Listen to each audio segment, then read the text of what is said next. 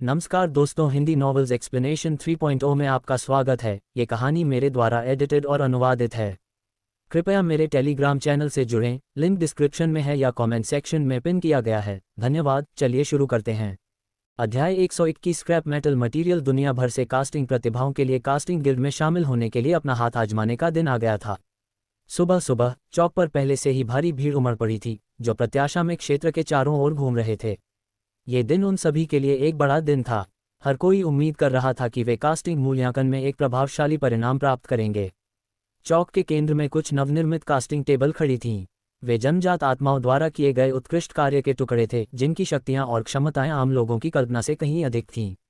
वे दुनिया को नष्ट करने के लिए पर्याप्त मजबूत थे और सब कुछ खरोंच से बनाने के लिए भी पर्याप्त मजबूत थे। उनके लिए उन चरणों का निर्माण करना कुछ भी नहीं था, और उन्होंने बस पलक झपकते ही उन्हें पूरा कर दिया। उनके लिए समय व्यर्थ था। आज उन लोगों के मूल्यांकन के लिए निर्धारित किया गया था जो निम्न नश्वर स्तर के योग्य कास्टिंग मास्टर के रूप में पहचाने जाना चाहते थे। नियम के अनुसार जब तक वे अपने सामने रखे गए कार्य को पूरा करते हैं, उन्हें निम्न नश्वर स्तर के कास्टिंग मास्टर का पहचान पत्र प्रदान किया जाएगा। एंड्रू कास्टिंग गिल्ड में एक शक्तिशाली व्यक्ति लगता है। मुझे यकीन है कि वह मुझमें गलती निकालेगा। वह मेरे साथ क्या चाल चलेगा? ओह, वह कितना परेशान करने वाला है, अथर्व ने खुद से सोचा जब वह एल्डर सैमुअल के साथ चौक के पास पहुंचा। एंड्रू का अहंकार स्पष्ट रूप से कमजोर था। कुछ दिन पहले जो हुआ था उससे उसके आत्मसम्मान को धक्का लगा होगा। अथर्व को अब पूरा यकीन था कि यह कास्टिंग टेस्ट आसानी से नहीं होने वाला था। जबकि अथर्व अभी भी विचारों में खोया हुआ था, सफ़ेद कपड़े पहने वह युवक जो एंड्रू के दल का हिस्सा था उसकी ओर बढ़ा। अरे तुम यहाँ आने की तुम्हारी हिम्मत कैसे हुई? युवक ने कहा। उसकी गहरी आंखें शत्रुतापूर्ण थीं। जाहिर है एंड्रू के आदमी पहले से ही अथर्व को हर तरह की परेशानी देने के लिए तैयार थे, जैसा कि युवक के हाव भाव से स्पष्ट था। क्यों नहीं, मेरे पास योग्यताएं हैं और मैं इस मूल्यांकन में भाग लेने के लिए योग्य हूं। मुझे यकीन है कि कास्टिंग गिल्ड मुझे बिना किसी कारण के अयोग्य नहीं ठहराएगा, अथर्व ने व्यंग्यात्मक लहजे में कहा। हंफ, चलो इंतजार करते हैं और देखते हैं आखिर में कौन सबसे जोर से हंसता है। मैं सिर्फ तुम्हारी खातिर उम्मीद करता हूं कि तुम्हें अभी भी कम से कम थोड़ा सा हंसने का मौका तो मिलेगा, एंड्रू के आदमी ने कहा, फिर अपनी पीठ मोड़कर दूर चला गया। उसने विशेष रूप से अथर्व से सिर्फ उसे चेतावनी देने के लिए संपर्क किया था कि एंड्रू को नाराज करने के क्या परिणाम हो सकते हैं। उसने अपना काम पूरा कर लिया था और वह अथर्व के साथ आगे पीछे झगड़ने में अपना समय और सांस बर्बाद नहीं करना चाहता था। अब उसे बस उस समय का इंतजार करना था जब अथर्व मूल्यांकन के दौरान काम पूरा करने में विफल हो जाता। क्या बात है अथर्व, वह आदमी कौन है? क्या तुम्हारा उससे कोई झगड़ा है? एल्डर सैमुअल ने पूछा। एल्डर सैमुअल, हम कुछ दिन पहले मिले थे, लेकिन चिंता मत करो, यह कोई गंभीर बात नहीं थी, अथर्व ने अपना सिर नीचे करते हुए सम्मानपूर्वक उत्तर दिया। अच्छा, उन लोगों को अकेला छोड़ दो, तुम्हारी प्राथमिकता मूल्यांकन पास करना है, एल्डर सैमुअल ने सलाह दी। हाँ, मैं करूँगा, आपकी चिंता के लिए धन्यवाद एल्डर सैमुअल, अथर्व ने उत्तर दिया। थोड़ी देर बाद कोई व्यक्ति चौक में मंच पर उतरा। ये भूरे बालों और काले कपड़ों वाला एक बूढ़ा आदमी था। उसके एक कंधे पर एक सुनहरा पहचान पत्र था। सुनहरे रंग से संकेत मिलता था कि वह स्पिरिट लेवल का कास्टिंग मास्टर था। जैसे ही वह आया, सभी उसे देखने लगे। हे भगवान, वह स्पिरिट लेवल के कास्टिंग मास्टर्स में से एक था। लोग अक्सर उनके बारे में बात करते थे और जानते थे कि उनका रैंक बहुत बहुत ऊंचा है, लेकिन उन्होंने शायद ही कभी किसी को अपनी आंखों से देखा हो। फिर भी उनमें से एक आज यहाँ था। वे वास्तविक जीवन में स्पिरिट लेवल के कास्टिंग मास्टर को देखने के बारे में अपनी खुशी को कैसे रोक सकते थे? यह एल्डर अलेक्जेंडर है, कास्टिंग गिल्ड का पहला एल्डर। मैंने कभी नहीं सोचा था कि एल्डर अलेक्जेंडर इस बार मुख्य परीक्षक होगा। क्या आश्चर्य है! भीड़ ने आपस में कानाफूसी शुरू कर दी। मास्टर, ये केवल निम्न स्तर के कास्टिंग मास्टर का चयन करने के लिए एक परीक्षा है। एल्डर अलेक्जेंडर यहाँ क्यों हैं? उनका इतना उच्च पद है कि मुझे लगता है कि उनके लिए इस मूल्यांकन की देखरेख करना अनावश्यक होगा, है न? कुछ शिष्यों ने अपने गुरुओं से पूछा, स्पष्ट रूप से हैरान। ऐसा नहीं है। हालांकि एल्डर अलेक्जेंडर का दर्जा ऊंचा है, लेकिन उनका चरित्र निष्पक्ष है। इसलिए जब तक वे उपलब्ध हैं, वे मूल्यांकन की देखरेख करते हैं, चाहे वे निम्न स्तर या उच्च स्तर के कास्टिंग मास्टर पहचान हो, एक मास्टर ने समझाया। इसलिए एल्डर अलेक्जेंडर कास्टिंग गिल्ड में सबसे लोकप्रिय एल्डर हैं। लोग उन्हें पसंद करते हैं। उन्हें गिल्ड के अध्यक्ष के रूप में चुना गया था, गिल्ड के 5 एल्डर्स में से पहले एल्डर का पद संभालने के अलावा। इसलिए आपको मूल्यांकन में सावधान रहना चाहिए और अच्छा व्यवहार करना चाहिए। आपको ऊपर और परे जाना चाहिए, उत्कृष्ट प्रदर्शन करना चाहिए, केवल कार्य पूरा न करें। शायद अगर आप शानदार काम करते हैं तो एल्डर अलेक्जेंडर आप पर ध्यान देंगे। अथर्व, मुख्य परीक्षक एल्डर अलेक्जेंडर हैं। आपको कार्य को पूरा करने के लिए अपना सर्वश्रेष्ठ प्रयास करना होगा, इसे अच्छी तरह से याद रखें। शायद अगर आप उनका ध्यान आकर्षित कर सकें तो कुछ आश्चर्य हो सकता है। एल्डर सैमुअल ने अपनी आंतरिक शक्ति का उपयोग करते हुए अथर्व के सिर में बात की। हाँ एल्डर सैमुअल, मैं मूल्यांकन में कार्य को पूरा करने के लिए अपनी पूरी कोशिश करूंगा। अथर्व ने सिर हिलाया, उनकी सलाह को स्वीकार करते हुए। इस बीच उसने खुद से सोचा, एल्डर अलेक्जेंडर को एक निष्पक्ष व्यक्ति कहा जाता है। यह अच्छी खबर है, लेकिन क्या वह ये देख पाएगा कि एंड्रू मेरे खिलाफ तराजू को झुकाने के लिए क्या कर सकता है?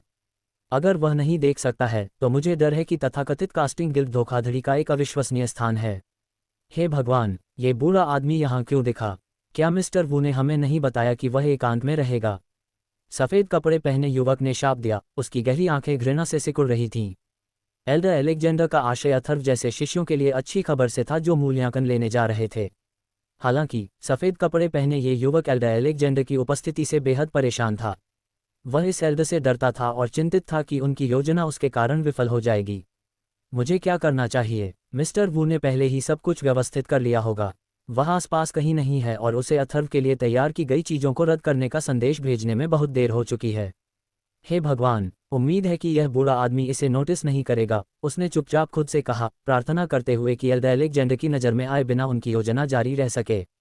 जो लोग मूल्यांकन में भाग लेने के योग्य हैं, कृपया जिस भी क्रम में आप चाहते हैं कास्टिंग टेबल पर चलें। मूल्यांकन अब शुरू होता है, एल्डर अलेक्जेंडर ने कहा, बिना किसी बात को घुमाए। उसका समय कीमती था और वह इस आयोजन के लक्ष्य तक पहुंचना चाहता था। उसने उन्हें नियमों की याद दिलाई, यदि आप मूल्यांकन के दौरान धोखाधड़ी करते हुए पकड़े गए तो आपको और आपके कबीले या संगठन के योद्धाओं को कास्टिंग सिटी में वापस आने से हमेशा के लिए मना कर दिया जाएगा। इसलिए ध्यान रखें कि ईमानदारी और निष्ठा सबसे ऊपर है। मैं आप सभी को शुभकामनाएं देता हूं। अब उम्मीदवारों के लिए क्रमशः निकटतम कास्टिंग टेबल पर जाने का समय था। आत्मविश्वास या उत्साह के भावों के साथ उनमें से सभी को बड़ी उम्मीद थी कि वे काफ़ी अच्छा प्रदर्शन करेंगे। अथर्व के अपनी जगह पर बैठने के बाद सफ़ेद कपड़े वाला आदमी उसके पास आया और उसके बगल में मंडराने लगा। वह उसकी निगरानी करने के लिए यहाँ था, लेकिन अथर्व जानता था कि इसमें और भी कुछ है। मुझ पर इतनी बारीकी से नज़र रखना, कड़ी मेहनत के लिए धन्यवाद, अथर्व ने व्यंग्यात्मक लहजे में कहा। आदमी ने कोई जवाब नहीं दिया। इसके बजाय वह सीधे आगे की ओर देखने लगा जैसे उसने पहले कभी अथर्व को नहीं देखा हो। वास्तव में वह अंदर ही अंदर डरा हुआ महसूस कर रहा था। वह बस इस उम्मीद में यहाँ आया था कि जब अथर्व को पता चलेगा कि एंड्रू ने उसके लिए क्या रखा है तो वह एल्डर अलेक्जेंडर को चिल्लाएगा नहीं। उसे डर था कि एल्डर अलेक्जेंडर उनकी चाल का पता लगा लेगा। जैसे ही सभी उम्मीदवार अपने स्थानों पर बैठ गए, कास्टिंग गिल्ड के कई शिष्य उनके पास अपनी कास्टिंग सामग्री वितरित करने के लिए चले गए। आज का कार्य बहुत सरल है। आप में से प्रत्येक को वितरित की गई कास्टिंग सामग्री सभी समान हैं। आपको उन सामग्रियों का उपयोग करके निम्न नश्वर स्तर का हथियार डालना होगा। जो कोई भी कार्य पूरा करेगा उसे कास्टिंग गिल्ड का पहचान पत्र दिया जाएगा और निश्चित रूप से वह उनकी सदस्यता अर्जित करेगा। इस कार्ड के साथ आप कास्टिंग गिल्ड के समकक्ष स्तर पर सभी अधिकारों के हकदार हैं। जो लोग इस बार असफल होते हैं वे अगली बार मूल्यांकन में भाग लेने के लिए स्वागत हैं। एल्डर अलेक्जेंडर ने सामग्री वितरित करते समय कहा। अंत में सभी को उनकी सामग्री मिल गई। अब अथर्व को समझ में आ गया कि एंड्रू ने उसके साथ किस तरह की चाल चली है। उसने पास में खड़े दूसरे उम्मीदवारों पर नज़र डाली और पाया कि हालांकि उनकी सामग्री बहुत अच्छी नहीं थी, लेकिन कम से कम वे आमतौर पर इस्तेमाल की जाने वाली कास्टिंग सामग्री थी। लेकिन उसकी सामग्री कुछ स्क्रैप मेटल के अलावा कुछ नहीं थी, जो जंग लगी हुई थी और जाहिर तौर पर भंगुर थी। स्पिरिट लेवल के कास्टिंग मास्टर के लिए भी ऐसी भयानक धातुओं से हथियार बनाना मुश्किल होगा। पफट, बढ़िया काम। एंड्रू कितना घटिया, दयनीय आदमी है। अथर्व ने अपना सिर हिलाया और खुद को असहाय महसूस करते हुए आह भरी। पास में खड़े कुछ दूसरे उम्मीदवारों ने भी अथर्व की स्थिति को देखा। उन्होंने एक दूसरे को सावधानी से देखा, कुछ उत्सुक थे, कुछ अपनी हंसी को दबा रहे थे, लेकिन वे सभी चुप रहने की कोशिश कर रहे थे। उन्होंने आसानी से अनुमान लगा लिया कि अथर्व ने कास्टिंग गिल्ड के किसी शक्तिशाली व्यक्ति को नाराज किया होगा। वे उसके लिए बोलने की हिम्मत नहीं करेंगे, क्योंकि वे उस व्यक्ति का निशाना बन सकते थे जिसके साथ अथर्व ने बुरा व्यवहार किया था। अन्यथा उनके मूल्यांकन विफल होने वाले थे। इसके अलावा वे अपने कुलों या संगठनों के लिए परेशानी या आपदा भी पैदा कर सकते थे। कोई भी खुद पर इस दुखद परिणाम को लाने का जोखिम नहीं उठाना चाहता था। दूसरी ओर सफ़ेद कपड़े पहने युवक ने अथर्व को ठंडी निगाह से देखा। उसकी आंखों में हल्का डर झलक रहा था। ऐसा लगता है कि यह कमीना डरता है कि एल्डर अलेक्जेंडर को पता चल जाएगा कि मेरी सामग्री में कुछ गड़बड़ है, अथर्व ने सोचा जब उसने उस आदमी की घबराहट देखी। अच्छा, यह एक अच्छा मौका है। अब समय आ गया है कि मैं तुम्हारे इस घिनौने काम का बदला कुछ प्रभावशाली चीज से चुकाऊं। अथर्व ने फिर से दृढ़ निश्चय के साथ सोचा। अध्याय 122 अथर्व की विस्तृत योजना। अथर्व ने सफ़ेद कपड़े पहने युवक को देखते हुए क्रूरता से मुस्कुराया। अब जबकि युवक एल्डर अलेक्जेंडर को अपने किए के बारे में पता चलने से इतना डर रहा था, अथर्व को बस एल्डर अलेक्जेंडर को यहाँ बुलाना था और देखना था कि आगे क्या होता है। लेकिन उक्त एल्डर को बुलाना भी अपने आप में एक समस्या थी। अब मूल्यांकन शुरू होता है। एल्डर अलेक्जेंडर ने यह सुनिश्चित करने के बाद घोषणा की कि सभी कास्टिंग सामग्री उपस्थित शिष्यों तक पहुंचा दी गई है। इसके बाद मूल्यांकन में भाग लेने वाले सभी शिष्यों ने कास्टिंग की तैयारी पर ध्यान केंद्रित किया। लपटों की आवाज़ हवा में तुरंत गूंज उठी। अथर्व ने भी अपनी कास्टिंग की तैयारी शुरू कर दी। उसने पहले कुछ स्क्रैप मेटल को गलाने के लिए स्मेल्टर ट्राइपॉड में डाला। ये कितना मूर्ख है। सफ़ेद कपड़े वाला युवक, जो हमेशा अथर्व पर ध्यान देता था, इस डर से कि वह एल्डर अलेक्जेंडर को सब कुछ बता देगा, उसने सोचा। वह डरा हुआ था क्योंकि अगर एल्डर को उसके किए के बारे में पता चल गया तो उसे कास्टिंग गिल्ड से निकाल दिया जाएगा। एंड्रू को सजा भले न मिले, लेकिन वह निश्चित रूप से बलि का बकरा बनेगा। हालांकि अब तक अथर्व ने कुछ नहीं कहा था और सिर्फ कास्टिंग पर ध्यान केंद्रित किया था। मूर्ख के अलावा और कौन इस तरह की प्रतिक्रिया करेगा। लेकिन एक बात थी जिस पर युवक ने ध्यान नहीं दिया। सभी स्क्रैप मेटल को स्मेल्टर ट्राइपॉड में डालने के बजाय अथर्व ने केवल आधा डाला। ऐसा लगता है कि मुझे बहुत अधिक चिंता करने की आवश्यकता नहीं है। इस मूर्ख से निपटने के लिए इतनी छाया करने की कोई आवश्यकता नहीं है, सफ़ेद कपड़े वाले युवक ने खुद से सोचा। फिर उसने अपनी कास्टिंग की तैयारी शुरू कर दी और अथर्व की ओर फिर से नहीं देखा, एक नज़र भी नहीं। आखिरकार उसे अच्छा प्रदर्शन करने के लिए अपने मूल्यांकन पर भी ध्यान देने की ज़रूरत थी। इन स्क्रैप धातुओं को पिघलाकर ज़्यादा पिघला हुआ लोहा नहीं प्राप्त किया जा सकता था। यह अन्य कास्टिंग मास्टर्स के लिए सही था, लेकिन अथर्व के लिए इन स्क्रैप धातुओं से कुछ और पिघला हुआ लोहा बनाना मुश्किल नहीं था। उन्होंने भक्षण कौशल को उत्तेजित किया और भक्षण अग्नि को भक्षण क्षेत्र से अपने में स्थानांतरित कर दिया। दाहिना हाथ। जल्द ही उस पर चिलचिलाती लाल लपटें फैल गईं। अथर्व ने पाया था कि उसके स्तर में सुधार के साथ भक्षक क्षेत्र में भक्षक अग्नि भी अधिक शक्तिशाली हो गई थी। बेशक एक आवश्यकता थी, भक्षक अग्नि द्वारा भक्षण किए जाने के लिए पर्याप्त ऊर्जा की आवश्यकता थी। यही कारण था कि अथर्व अक्सर जानवरों का शिकार करने जाता था। अब जब अथर्व की भक्षक अग्नि ने उन स्क्रैप धातुओं को पिघलाया तो जंग लगी धातुओं से कुछ शुद्ध पिघला हुआ लोहा अलग हो गया। ये निस्संदेह भक्षक कौशल का प्रभाव था। निश्चित रूप से केवल थोड़ा सा शुद्ध पिघला हुआ लोहा प्राप्त हुआ था। इसका उपयोग अधिक से अधिक चाकू ढालने के लिए किया जा सकता था। फिर भी अथर्व के लिए अपनी योजना को अंजाम देने के लिए यह पर्याप्त था। लगभग 1 घंटा बीत चुका था। अधिकांश शिष्यों ने अपनी तैयारी पूरी कर ली थी और ढलाई शुरू कर दी थी। यहाँ वहाँ नियमित रूप से थपथपाने की आवाज़ें सुनी जा सकती थीं। सफ़ेद कपड़े पहने युवक ने फिर से अथर्व को देखा और पाया कि वह अभी भी स्क्रैप धातुओं को पिघला रहा था। उसने राहत की सांस ली और अपने दिल से कहा कि चिंता करना बंद करो। फिर उसने खुद को पूरी तरह से कास्टिंग में डुबो दिया। ये क्रिया किसी की नज़र से नहीं बची। अथर्व को पता था कि सफ़ेद कपड़े पहने युवक अब उसके कास्टिंग के दायरे में गहराई से उतर चुका था। वह मुस्कुराया और आखिरकार तिपाई से थोड़ा पिघला हुआ लोहा निकालकर उसे ठोस बना दिया। कुछ सेकंड बाद उसने भी कास्टिंग की अपनी प्रक्रिया शुरू कर दी। चूंकि अथर्व को मिला पिघला हुआ लोहा बहुत कम था और उसने कास्टिंग की प्रक्रिया में शक्तिशाली भक्षण कौशल का भी इस्तेमाल किया था, इसलिए उसे अपनी कास्टिंग पूरी करने में सिर्फ 1 घंटा लगा। जैसा कि उसने उम्मीद की थी, अंतिम काम सिर्फ एक चाकू था। ये दृश्य निश्चित रूप से एल्डर सैमुअल की नज़रों से नहीं बच पाया। वह हमेशा अथर्व की हर हरकत पर नज़र रखता था। वह बहुत चिंतित था क्योंकि उसे एहसास हुआ कि कोई अथर्व के लिए परेशानी खड़ी करने के लिए बाहर है। हालांकि अथर्व ने अपना मूल्यांकन शुरू करने से पहले उसने एल्डर सैमुअल से एक बात का वादा करने के लिए कहा था, उसके साथ जो भी हो कृपया हस्तक्षेप न करें। उसे विश्वास था कि वह अपनी समस्याओं का समाधान खुद करेगा, और एल्डर सैमुअल निश्चित रूप से अथर्व पर विश्वास करते थे। इसलिए भले ही वह चिंतित थे, उनके पास इंतजार करने के अलावा कोई विकल्प नहीं था। लगभग 9 घंटे के बाद लगभग सभी शिष्यों ने अपनी कास्टिंग पूरी कर ली थी, जिसमें सफ़ेद कपड़े पहने युवक भी शामिल था। उसने अथर्व पर एक नज़र डाली, केवल उसे वहां उदास खड़ा पाया। उसके लिए उसके मन में जो तिरस्कार की भावना थी वह अविश्वसनीय थी। बेकार मूर्ख, उसने सोचा, फिर से पूरे दिल और दिमाग से अथर्व का मजाक उड़ाते हुए। लेकिन भले ही वह उसे जितना हो सके उतना करीब से देख रहा था, उसने यह नहीं देखा कि अथर्व ने बेखबर स्क्रैप मेटल के भीतर चाकू छिपा रखा था। आखिरकार 10 घंटे बाद कास्टिंग गिल्ड और एल्डर अलेक्जेंडर के शिष्यों ने परिणामों की जांच शुरू कर दी। एक शिष्य को अथर्व के पास पहुंचने में ज्यादा समय नहीं लगा। अथर्व की कास्टिंग टेबल पर स्क्रैप मेटल देखकर वह चकित रह गया और उसे तुरंत एहसास हुआ कि अथर्व को दूसरों ने फंसाया था।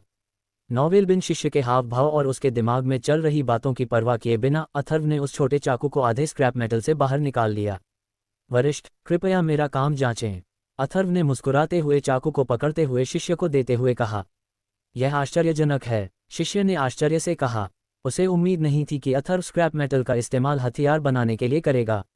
एक कास्टिंग मास्टर के रूप में वह जानता था कि यह कोई आसान काम नहीं था। उनकी प्रतिक्रिया ने एल्डर अलेक्जेंडर का ध्यान आकर्षित किया। वे लगभग तुरंत ही अथर्व के पास आए। अथर्व की ढलाई की मेज पर पड़े स्क्रैप मेटल्स को देखकर उनकी आंखें तुरंत उदास हो गईं। वे ये जानने में भी काफ़ी चतुर थे कि क्या हुआ था। और जल्द ही उनकी नज़र उस चाकू पर पड़ी जिसे अथर्व ने उन स्क्रैप मेटल से बनाया था। उन्होंने अपने शिष्य से चाकू लिया और उसे ध्यान से जांचा। जितना अधिक उन्होंने उसका निरीक्षण किया उतना ही वे आश्चर्यचकित हुए। अंत में एल्डर अलेक्जेंडर ने अथर्व की आंखों में देखा और बहुत प्रसन्नता से उनकी प्रशंसा की। क्या बढ़िया चाकू है, इसकी शुद्धता 90% तक है। आपके पास असाधारण पाउंडिंग स्किल है। आप वाकई कास्टिंग में प्रतिभाशाली हैं। शाबाश। एल्डर अलेक्जेंडर की प्रशंसा ने उनके आसपास के सभी लोगों का ध्यान आकर्षित किया। लानत है, क्या बकवास है, ये कैसे हो सकता है? युवक ने अविश्वास में सोचा। वह अपने सामने हो रहे दृश्य से पूरी तरह से भयभीत था। ये कैसे संभव है? वह उन स्क्रैप मेटल से पिघला हुआ लोहा और पिघला हुआ तांबा कैसे निकाल सकता है और चाकू भी कैसे ढाल सकता है? युवक का शरीर कांप उठा और उसे लगा कि उसके घुटने किसी भी क्षण जवाब दे देंगे। जहां तक शिष्य का सवाल है, जिसने अथर्व को ढलाई की सामग्री दी थी, वह अपनी जगह पर जड़वत खड़ा था और उसकी आंखों में असहनीय भय भरा हुआ था। अब डेमी स्पिरिट लेवल पर कास्टिंग मास्टर्स के ध्यान से अन्य लोगों को पता चला कि अभी क्या हुआ था। वे अपनी आंखों पर विश्वास नहीं कर सके और वे आश्चर्य में चिल्लाने से खुद को रोक नहीं पाए। कास्टिंग गिल्ड की प्रतियोगिता में ये भयानक बात कैसे हो सकती है? और अथर्व के लिए केवल उन स्क्रैप धातुओं का उपयोग करके सफलतापूर्वक चाकू बनाना कैसे संभव था? और यह कोई साधारण चाकू भी नहीं था, ये वही चाकू था जिसकी खुद एल्डर अलेक्जेंडर ने जोरदार प्रशंसा की थी। वे इसे नकार नहीं सकते थे। इन सब का मतलब केवल एक ही था, अथर्व एक वास्तविक कास्टिंग जीनियस था। मैं आखिरकार समझ गया कि अथर्व की विस्तृत योजना क्या है। ये वास्तव में काम करती है। अब हर कोई जानता है कि वह एक कास्टिंग जीनियस है। एल्डर सैमुअल ने अथर्व की ओर देखा और फिर अपने आसपास इकट्ठा हुए लोगों की ओर।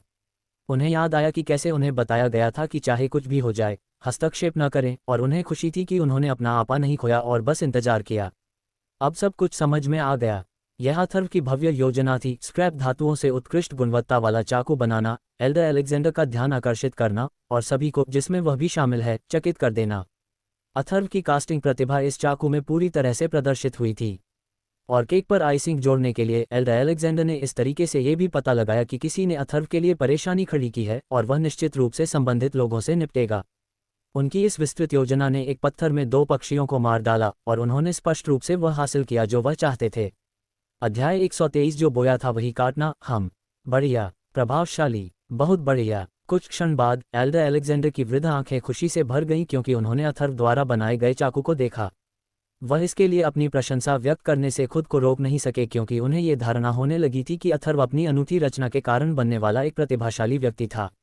एल्डर अलेक्जेंडर ने अथर्व की कास्टिंग क्षमताओं को पहचाना और जानते थे कि वे उन लोगों की तुलना में कहीं अधिक प्रभावशाली थे जो अथर्व के समान उम्र के साथ कास्टिंग का अभ्यास करते हैं। वह आसानी से बता सकते थे क्योंकि वह स्वयं एक स्पिरिट लेवल कास्टिंग मास्टर थे, यहाँ तक कि एल्डर सैमुअल जैसों से भी आगे निकल गए। किसने सोचा होगा कि अथर्व के पास कास्टिंग के लिए ऐसी योग्यता है कि वह एल्डर अलेक्जेंडर को प्रभावित करने में सक्षम था। वे सोचने लगे कि अथर्व कहाँ है, ये कहाँ से आया और वह एल्डर अलेक्जेंडर का ध्यान कैसे आकर्षित कर पाया। यहाँ तक कि अन्य विद्यालय भी जो कुछ देख रहे थे उससे आश्चर्यचकित थे क्योंकि उन्हें अथर्व को अपनी निगरानी में लेने का अवसर चूकने का पछतावा होने लगा था। सफ़ेद कपड़े पहने शिष्य, साथ ही वह जिसने अथर्व की कास्टिंग सामग्री के साथ छेड़छाड़ की थी, उसे विश्वास नहीं हो रहा था कि अभी क्या हुआ। उन्हें अपनी साजिश की सफलता पर पूरा भरोसा था लेकिन उन्हें उम्मीद नहीं थी कि यह इतनी बुरी तरह विफल हो जाएगी। अथर्व, है न, मेरे दोस्त, मुझे बहुत खेद है कि तुम्हें जो कुछ भी सहना पड़ा। कास्टिंग गिल्ड ने गलती की है। हालांकि मैं तुम्हें आश्वासन देता हूं कि मैं तुम्हारे मामले को देखूंगा और तुम्हें वह दिलवाऊंगा जिसके तुम हकदार हो। यह मेरा वचन है, एल्डर अलेक्जेंडर ने अप्रत्याशित रूप से कहा। कास्टिंग मास्टर की अचानक टिप्पणी से चौक में मौजूद हर कोई हैरान था। यहाँ तक कि एल्डर सैमुअल भी चौंक गए। यह एक ज्ञात तथ्य था कि एल्डर अलेक्जेंडर अपने साथी एल्डर्स के बीच कोई सामान्य मास्टर नहीं थे। इसके अलावा वह एक स्पिरिट लेवल कास्टिंग मास्टर और खुद एक जन्मजात आध्यात्मिक राजा थे। वह कास्टिंग गिल्ड में सबसे प्रसिद्ध और सम्मानित एल्डर्स में से एक थे। गिल्ड के प्रमुख भी एल्डर अलेक्जेंडर के लिए बहुत सम्मान रखते थे। अब एल्डर अलेक्जेंडर ने कास्टिंग मास्टर के रूप में अथर्व की क्षमता को पहचाना और उसकी सहायता करने की कसम खाई। ये कार्य उनके आसपास के हर व्यक्ति के लिए चौंकाने वाला नया था। क्या अथर्व की कास्टिंग कौशल अन्य वरिष्ठों और विलक्षण लोगों की तुलना में प्रतिद्वंद्वी हो सकती है? कई योद्धाओं और मास्टर्स ने एल्डर अलेक्जेंडर के अप्रत्याशित इशारे को देखकर सोचा। हालांकि वे अपनी धारणा को तुरंत साबित नहीं कर सकते थे। वे केवल अथर्व द्वारा बनाए गए चाकू की जांच कर सकते थे और यह निर्धारित कर सकते थे कि उनकी अटकलें सच थीं या नहीं।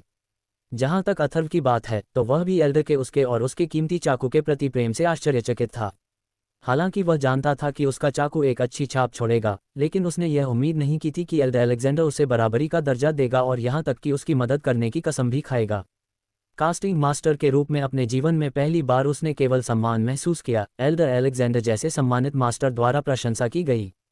क्या मैं वाकई उतना अच्छा हूं जितना वे कहते हैं? मुझे यकीन नहीं हो रहा कि यह हो रहा है, अथर्व ने विनम्रतापूर्वक अपने आप से सोचा। बड़े अलेक्जेंडर, मैं आपके शब्दों से विनम्र हूं, लेकिन मैं बस एक साधारण नौसिखिया हूं जो अपना नाम बनाने की कोशिश कर रहा हूं। अथर्व उसने हाथ हिलाकर उत्तर दिया और एल्डर के प्रति अपनी विनम्रता और सम्मान दिखाने के लिए झुक गया।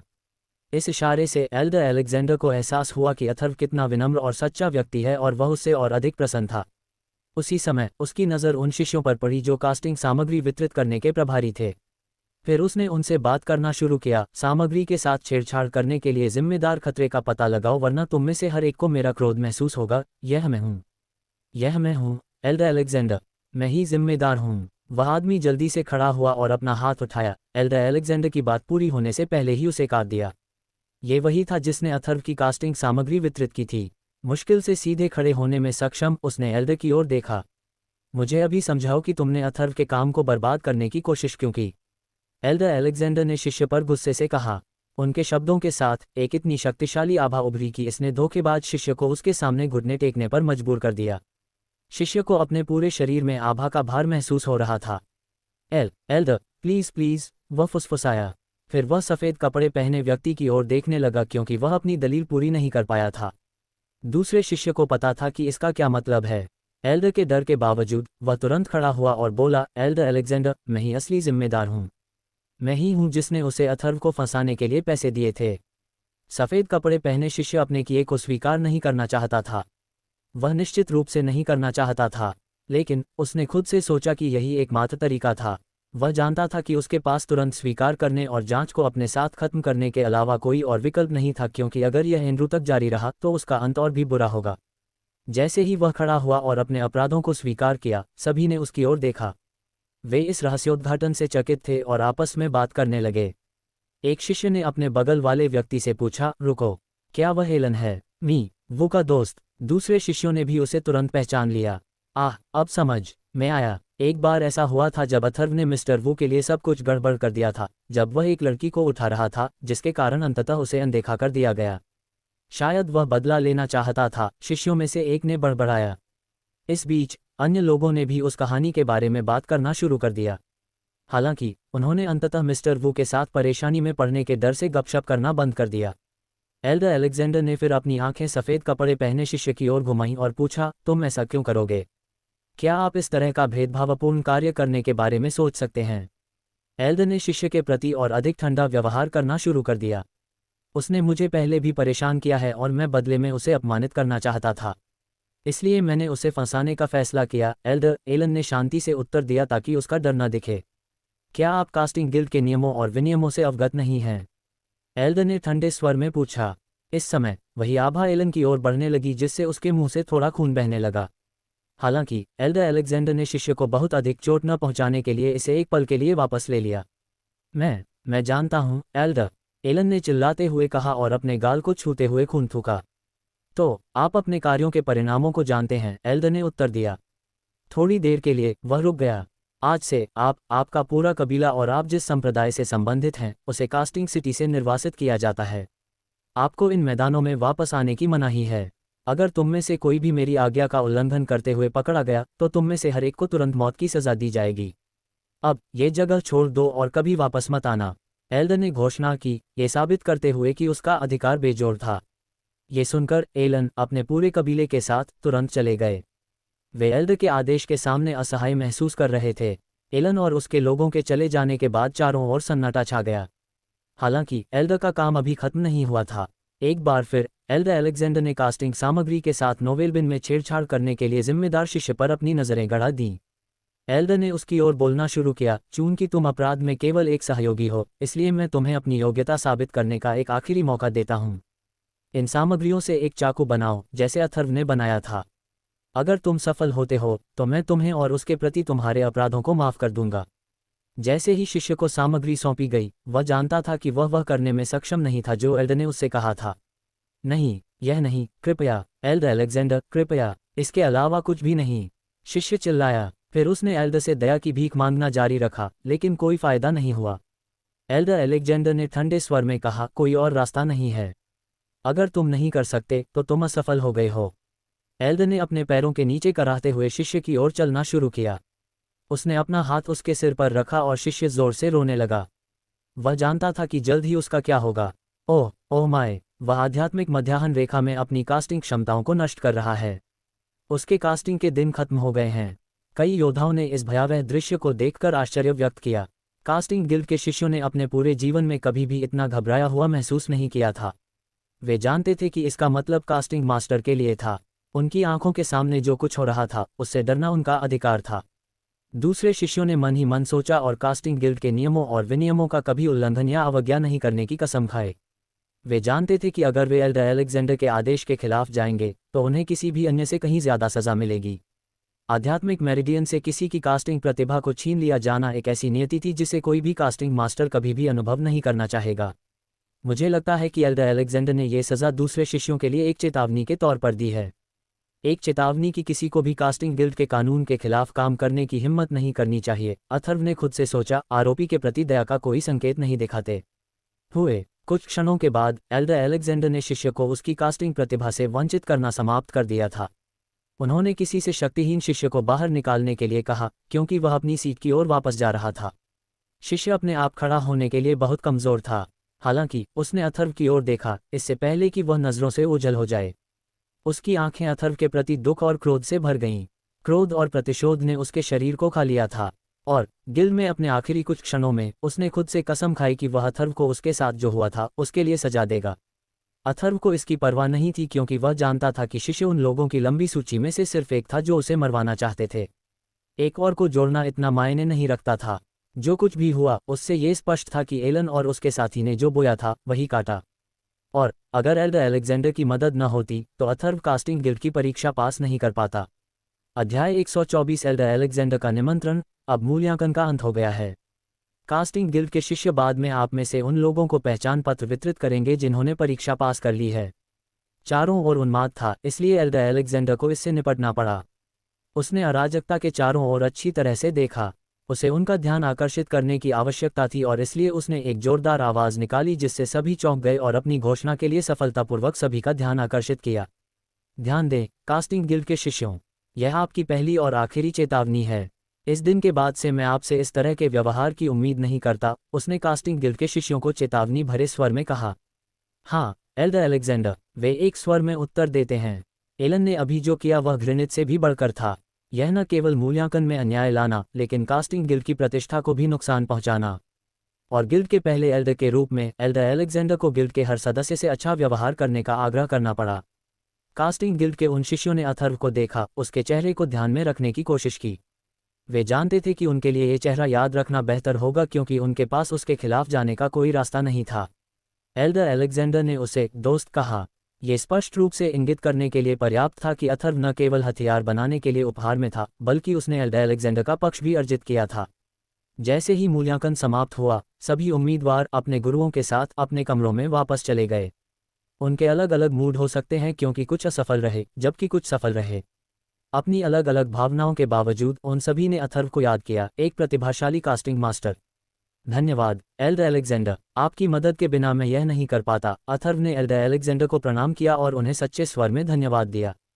फिर वह एल्डर सैमुअल के पास गया और अलविदा कहने से पहले वापस जाकर आराम करने का इरादा किया। हालांकि एल्डर अलेक्जेंडर ने उसे अपने घर पर आमंत्रित करके रोक दिया। अथर्व, क्या तुम मेरे घर पर रुकोगे? इस इशारे ने अथर्व को बहुत आश्चर्यचकित किया। एल्डर अलेक्जेंडर का निमंत्रण पाकर वह बहुत खुश था। आखिर वह उसे कैसे मना कर सकता था। वह चाहता था कि एल्डर अलेक्जेंडर उसका पक्ष लें और उसके साथ अच्छे संबंध स्थापित करने का कोई भी अवसर लेना भविष्य में बहुत मददगार होगा, खासकर अब जब उसने पिछले कुछ दिनों में एंड्रू को अपना दुश्मन बना लिया था। इसके अलावा एंड्रू के पिता स्पिरिट लेवल के कास्टिंग मास्टर थे और माँ एक सहज आत्मा थी। अगर अथर्व खुद को और बर्था को एंड्रू से सुरक्षित रखना चाहता था तो उसके पास अच्छे और शक्तिशाली संबंध होने चाहिए, जैसे कि एल्डर अलेक्जेंडर जैसे सम्मानित व्यक्ति के साथ। बेशक एल्डर अलेक्जेंडर, यह मेरा सम्मान है, अथर्व ने उत्तर दिया। फिर वह एल्डर सैमुअल के पास गया और एल्डर अलेक्जेंडर के पीछे पीछे उसके स्थान पर जाने से पहले उसे सब कुछ बताया। एल्डर सैमुअल ये सुनकर खुश हुए। बेशक मूल्यांकन लेने के लिए अथर्व को यहाँ लाने के उनके मुख्य कारणों में से एक ये था कि वह कास्टिंग गिल्ड के बुजुर्गों का ध्यान आकर्षित कर सके और एल्डर अलेक्जेंडर को उसके जैसा देखना उसके लिए बहुत ही सुखद था। वह जानता था कि उसने सही निर्णय लिया है। एल्डर अलेक्जेंडर के स्थान पर जाते समय लोग उसे देखते थे। अथर्व की आंखों में प्रशंसा के भाव थे। वे चाहते थे कि वे भी अथर्व की तरह भाग्यशाली बने और बुद्धिमान एल्डर अलेक्जेंडर के साथ कुछ समय बिताने का मौका पाएं। एंड्रू के भी अपने संपर्क थे। उसने सुनिश्चित किया कि कोई अथर्व पर नजर रखे और उसे यकीन था कि एल्डर अलेक्जेंडर द्वारा अथर्व को अपने स्थान पर आमंत्रित करने के बारे में उसे पता चल गया था, जैसा कि एक शिष्य ने बताया था जिसने ये सब देखा था। ये बात उसे परेशान कर रही थी कि एल्डर अलेक्जेंडर ने अथर्व से संपर्क करने का प्रयास किया था। कुछ ही देर में अथर्व और एल्डर अलेक्जेंडर प्रांगण में पहुंच गए। एल्डर अलेक्जेंडर की गिल्ड में उच्च प्रतिष्ठा और पद था। हालांकि ऐसा लगता था कि वह केवल एक साधारण जीवन जीता था, क्योंकि जैसे ही अथर्व अपने स्थान पर पहुंचा उसने देखा कि यह कितना साधारण था। प्रांगण बड़ा नहीं था, जिसमें केवल कुछ साधारण लकड़ी के घर और कुछ ढलाई की मेजें थीं। ऐसा लगता है कि शक्तिशाली लोग एक साधारण जीवन जीते हैं। ऐसा शायद इसलिए है क्योंकि वे अपना सारा ध्यान साधना पर केंद्रित करते हैं। अथर्व ने अपने मन में सोचा, मास्टर, आपका फिर से स्वागत है। कमरे से एक मधुर आवाज आई, लेकिन वह अपने विचारों में इतना खोया हुआ था कि उसे पता भी नहीं चला। जैसे ही युवती मीठी मुस्कान के साथ एल्डर अलेक्जेंडर का अभिवादन करने के लिए बाहर आई, वह उसे देखकर आश्चर्यचकित रह गया। उसका चेहरा छोटा गोल था, सुंदर लंबे बाल थे और उसके चारों ओर एक आभा थी जो आत्मविश्वास से भरी हुई थी। फिर भी आप जान सकते थे कि वह कोमल आत्मा थी, लेकिन साथ ही उग्र भी, निश्चित रूप से एक नायिका। जैसे ही उनकी आंखें मिलीं, वह अचानक गंभीर हो गई और उसकी आंखें ठंडी हो गईं। ये तुम हो, ये तुम हो। वे दोनों एक दूसरे को देखकर आश्चर्य से चिल्लाए। ये युवा सुंदर महिला बिल्कुल काइला थी, जिसने कुछ दिन पहले कास्टिंग गिल्ड की इमारत के बाहर एंड्रू से उसे और बर्था को बचाया था। उनकी मदद करने के बावजूद वह अथर्व को तुच्छ समझती थी, और हालांकि उस समय उसने अपना चेहरा छिपाने के लिए घूंघट पहना था, फिर भी अथर्व ने उसे पहली नज़र में पहचान लिया। हमारी दुनिया कितनी छोटी है। मुझे नहीं पता था कि तुम दोनों एक दूसरे को जानते हो, एल्डर अलेक्जेंडर ने कहा। उसे भी जो पता चला उससे वह आश्चर्यचकित था। वह जानता था कि अथर्व लंबे समय से कास्टिंग गिल्ड में नहीं आया था, और यह जानते हुए कि कायला एक बेहद घमंडी लड़की थी, उसे आश्चर्य हुआ कि वे संभवतः एक दूसरे को कैसे जानते होंगे। ये वास्तव में अप्रत्याशित था। मास्टर, आप ऐसे पाखंडी आदमी को यहाँ वापस कैसे ला सकते हैं? आपको धोखा दिया गया होगा उसे। कायला ने नाक से सूंघते हुए अथर्व को आंख मारी, उससे घृणा करते हुए। दूसरी ओर एल्डर अलेक्जेंडर के पास जो कुछ हो रहा था उसके लिए कोई शब्द नहीं थे।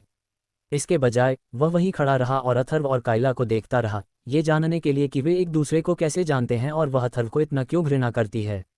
उसे यकीन था कि वह उनकी बातचीत के माध्यम से जल्द ही जवाब पा लेगा। एक पाखंडी आदमी, तुम मुझ पर पाखंडी होने का आरोप क्यों लगाती हो? अथर्व उसके निराधार आरोप से सहमत नहीं था और उसने वापस पूछा।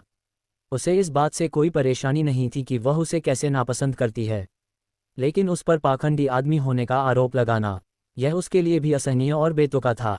पाखंडी प्रकार का आरोप लगाया जाना वह सबसे अधिक नफरत करता था। ऐसा कोई तरीका नहीं था जिससे वह धोखेबाज आदमी के रूप में सोचा जा सके, क्योंकि यह उसके लिए पहले से ही अपमान था। आपने खुद को बचाने के लिए कास्टिंग गिल्ड की प्रतिष्ठा का इस्तेमाल किया।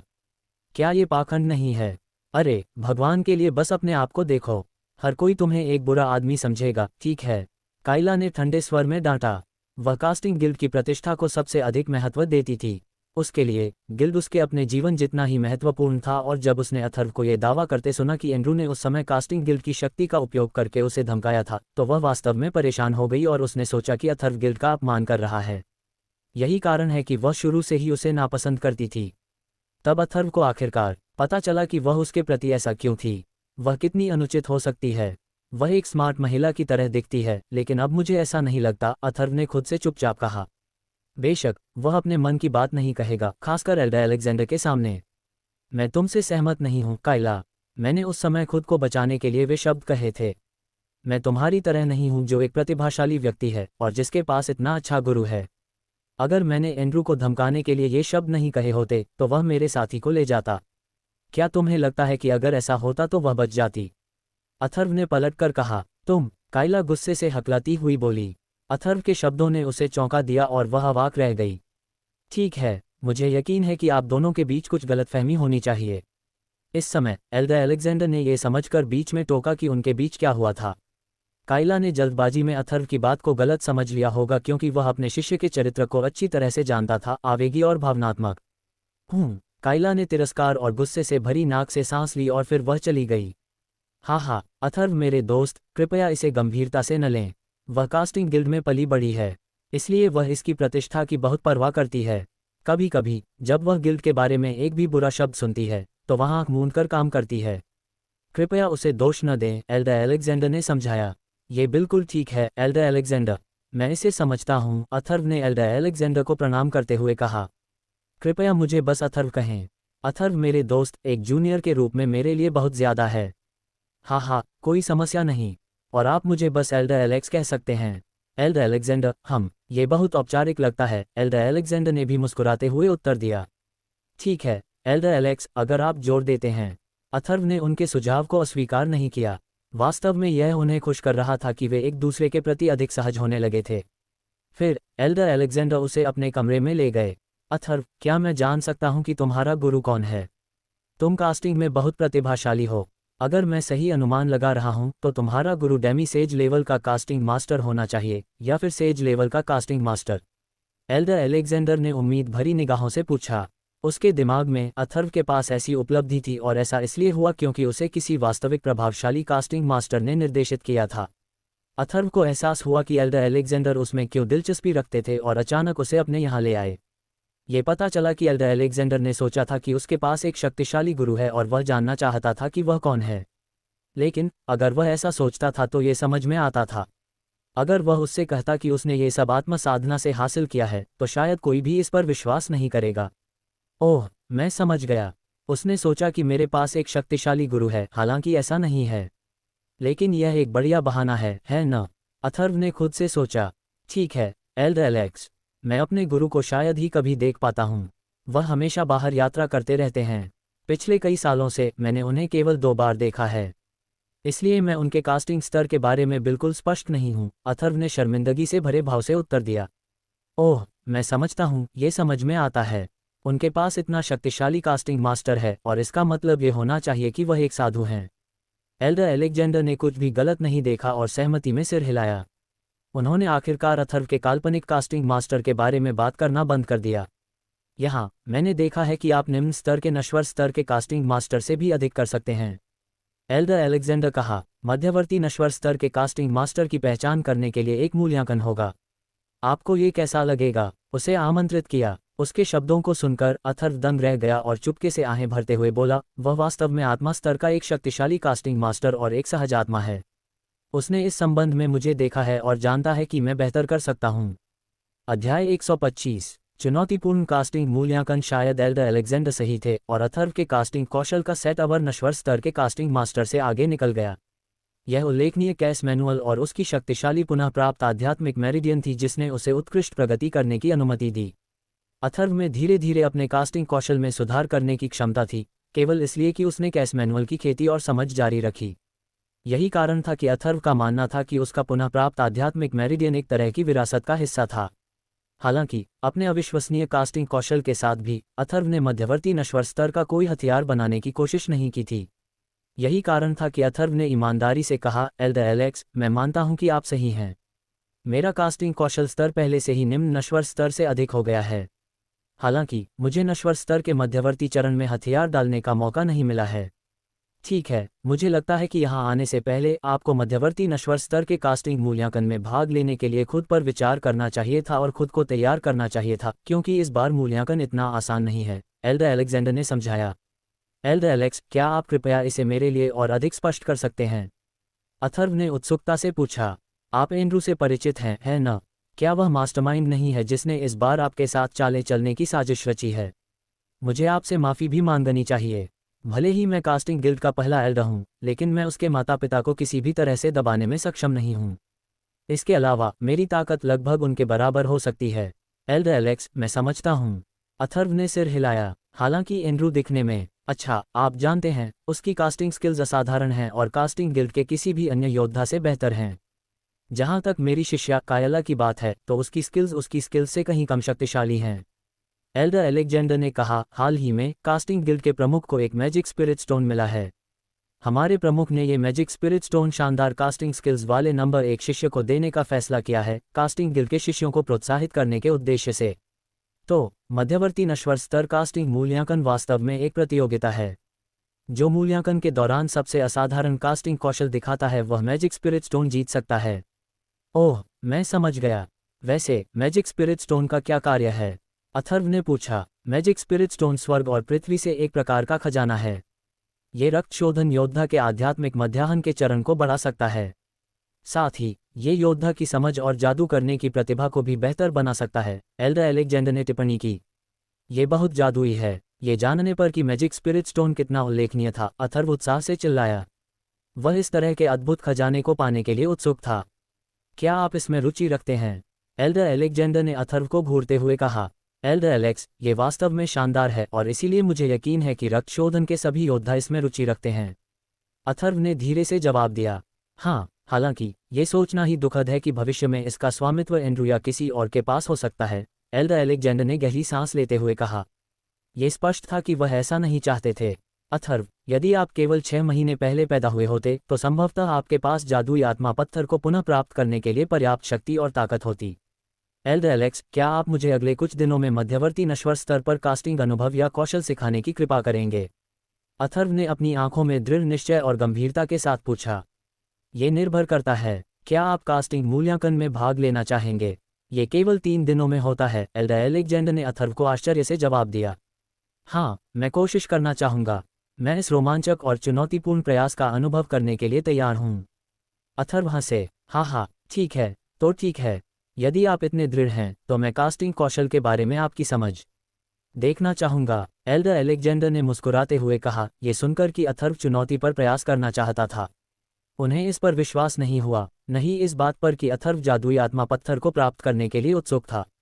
वह अथर्व के साथ अपने कास्टिंग कौशल को साझा करने के लिए भी सहमत हुए, क्योंकि वह अथर्व जैसे प्रतिभाशाली व्यक्ति को एक महान कास्टिंग मास्टर बनने के लिए प्रशिक्षित करने के लिए उत्सुक थे। वह विशेष रूप से अथर्व के अविश्वसनीय पाउंडिंग कौशल में रुचि रखते थे। एल्डर एलेक्जेंडर को उसे सिखाने के लिए सहमत करने के बाद अथर्व अपने स्थान पर लौट आया और एल्डर सैमुअल को बताया कि वह अगले 3 दिनों के दौरान एल्डर एलेक्जेंडर से कास्टिंग कौशल सीखने के लिए तैयार है। एल्डर सैमुअल ने तुरंत उसे कड़ी मेहनत करने का आदेश दिया। वह चाहता था कि वह एल्डर एलेक्जेंडर से अधिक ज्ञान प्राप्त करने के लिए अपना सर्वश्रेष्ठ प्रयास करे और उसे एल्डर एलेक्जेंडर को नाराज न करने की चेतावनी दी। एल्डर सैमुअल को अलविदा कहने के बाद अथर्व फिर से एल्डर एलेक्जेंडर के यार्ड में लौट आया। जिस क्षण अथर्व यार्ड में दाखिल हुआ, कायला उसके पास चली गई और उसे डांटना शुरू कर दिया। बोलते समय उसने उससे पूछताछ शुरू कर दी, क्योंकि वह समझ नहीं पा रही थी कि वह एल्डर एलेक्जेंडर को वहां रहने के लिए कैसे राजी कर पाया। अपने चेहरे पर सहज मुस्कान के साथ अथर्व ने कोई जवाब नहीं दिया। वास्तव में वह जानता था कि कायला उसे नापसंद करती है, इसलिए उसके लिए उसकी बात सुनना असंभव था, भले ही वह उसके साथ तर्क करे या न करे। मिलने के बाद एल्डर एलेक्जेंडर ने अथर्व को कास्टिंग अनुभव और जो कुछ उसे जानना था उसके बारे में बताना शुरू किया। इस अवधि के दौरान अथर्व ने भक्षण कौशल के बारे में अपनी अंतर्दृष्टि और अनुभव साझा किए। एल्डर सैमुअल की तरह अभिनय करते हुए एल्डर एलेक्जेंडर अथर्व द्वारा भक्षण कौशल का जिक्र सुनकर पूरी तरह से सोच में डूब गए। वह चौंक गए और उन्हें प्रकाश की एक झलक मिली। उनकी आंखें तुरंत चमक उठीं। अथर्व, आपने अपने गुरु से अपनी समझ और अनुभव प्राप्त किया है न? एल्डर एलेक्जेंडर ने उत्साह से पूछा। हाँ, ये सही है। एल्डर एलेक्स, क्या आप इसे अपने तक ही सीमित रखना चाहेंगे और दूसरों को इस मामले के बारे में बताने से परहेज करेंगे? अथर्व ने कहा। जरूर, एल्डर एलेक्जेंडर ने सिर हिलाया। इस बात का अंदाजा न होने के बावजूद कि अथर्व ने रहस्यमय जादुई भक्षण कौशल से सब कुछ सीखा है, एल्डर एलेक्जेंडर को यकीन था कि अथर्व का गुरु एक कास्टिंग मास्टर था जिसने ऋषि स्तर प्राप्त किया था।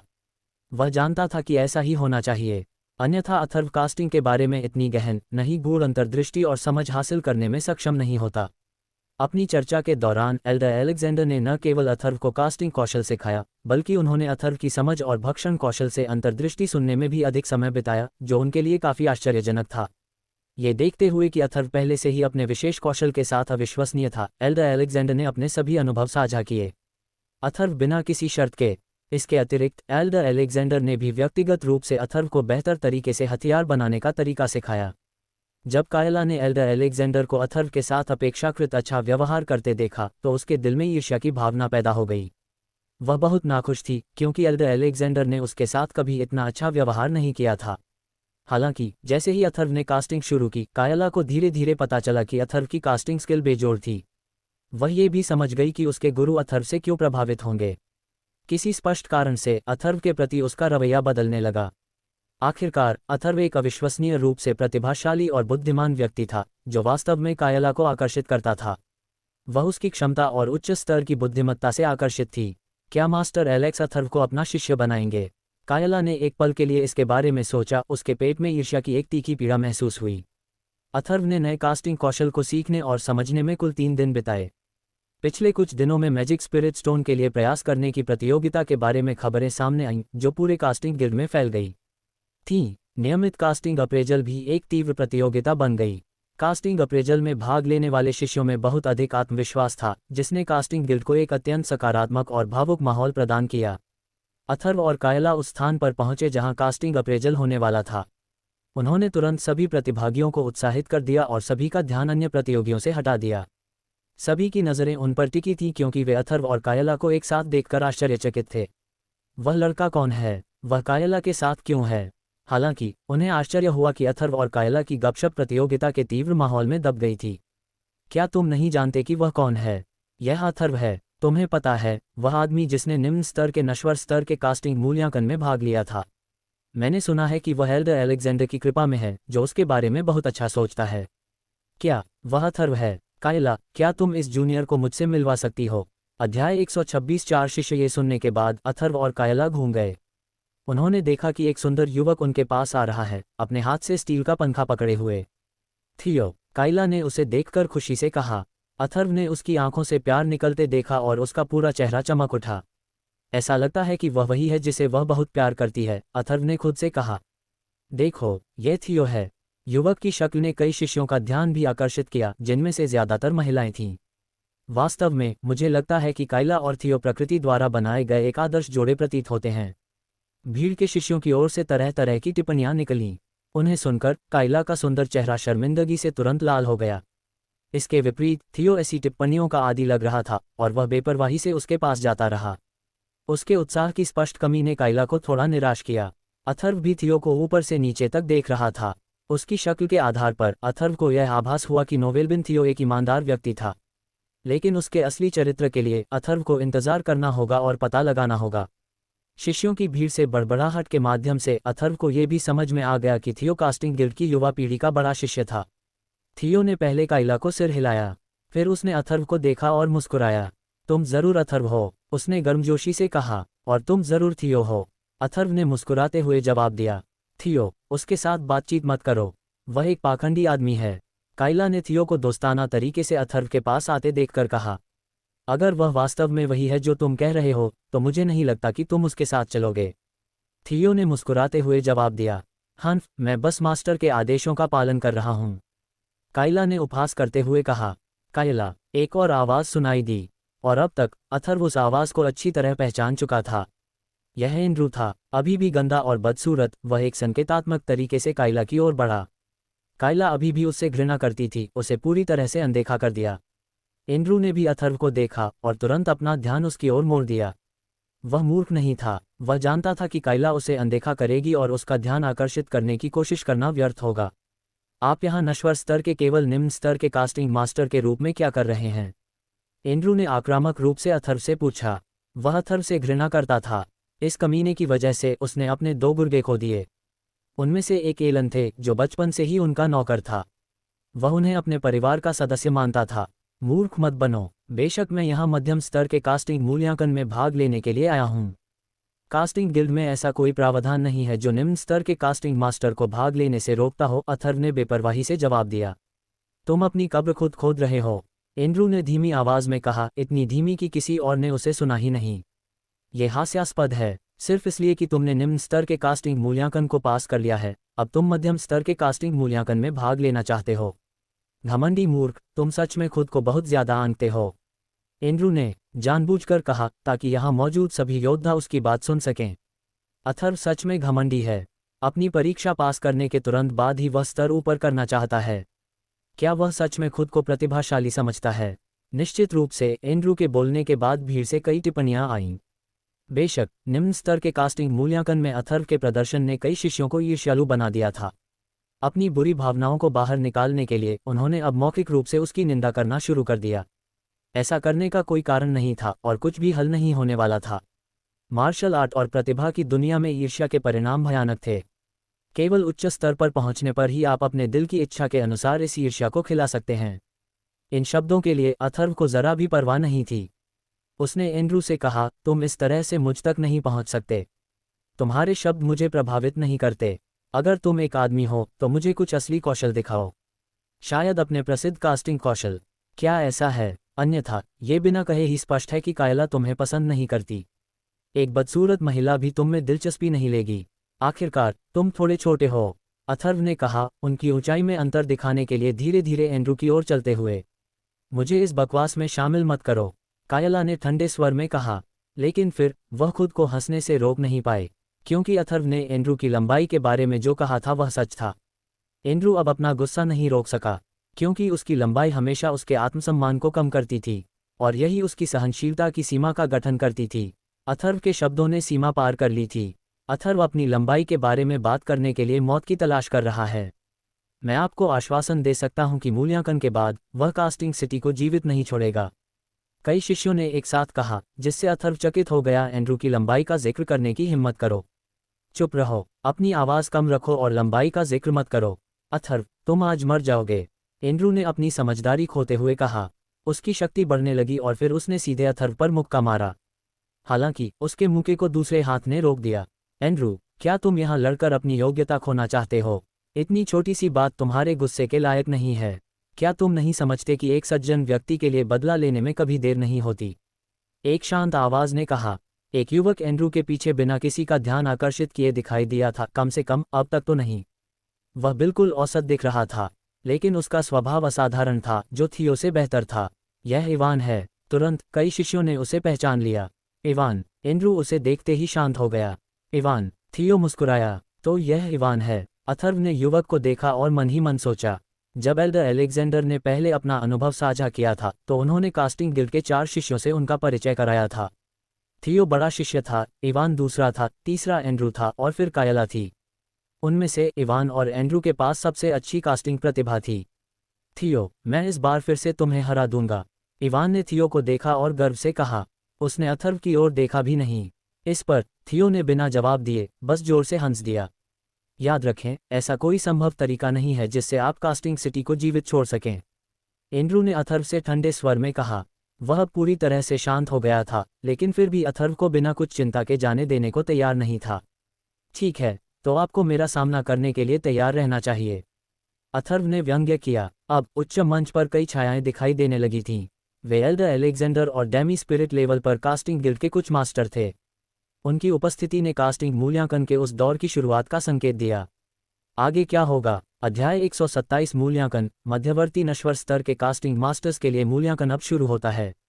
एल्डर एलेक्जेंडर ने मंच के सामने आकर कहा, मुझे तुम्हें कास्टिंग की असली शक्ति दिखाने दो, कमीने।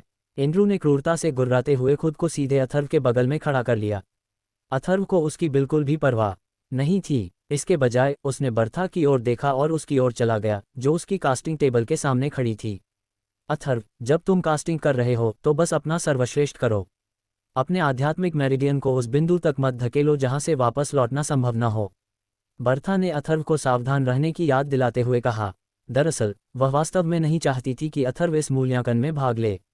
वह अथर्व की प्रतिभा से अच्छी तरह वाकिफ थी, लेकिन एल्डर एलेक्जेंडर के साथ कुछ दिनों के प्रशिक्षण के बाद इंटरमीडिएट मॉडल लेवल का कास्टिंग मास्टर बनना उसके लिए व्यावहारिक रूप से असंभव था।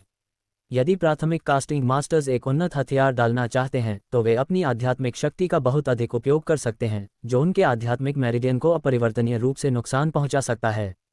अथर्व ने अभी तक एक मजबूत आध्यात्मिक मेरिडियन नहीं बनाया था। यदि यह क्षतिग्रस्त हो गया तो यह निश्चित रूप से मार्शल आर्ट्स की दुनिया में अथर्व के भविष्य को प्रभावित करेगा। चिंता मत करो बर्था, मुझे पता है कि मैं क्या कर रहा हूँ। मैं बस इस मूल्यांकन में खुद को परखना चाहता हूँ। इससे कोई फर्क नहीं पड़ता कि मैं सफल होता हूँ या नहीं, अथर्व ने गंभीरता से कहा।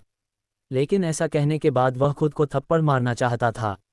वह मूल्यांकन में शामिल होना चाहता था, इसका एकमात्र कारण जादुई आत्मा पत्थर प्राप्त करना था। बहुत दिनों से नहीं मिले बर्था।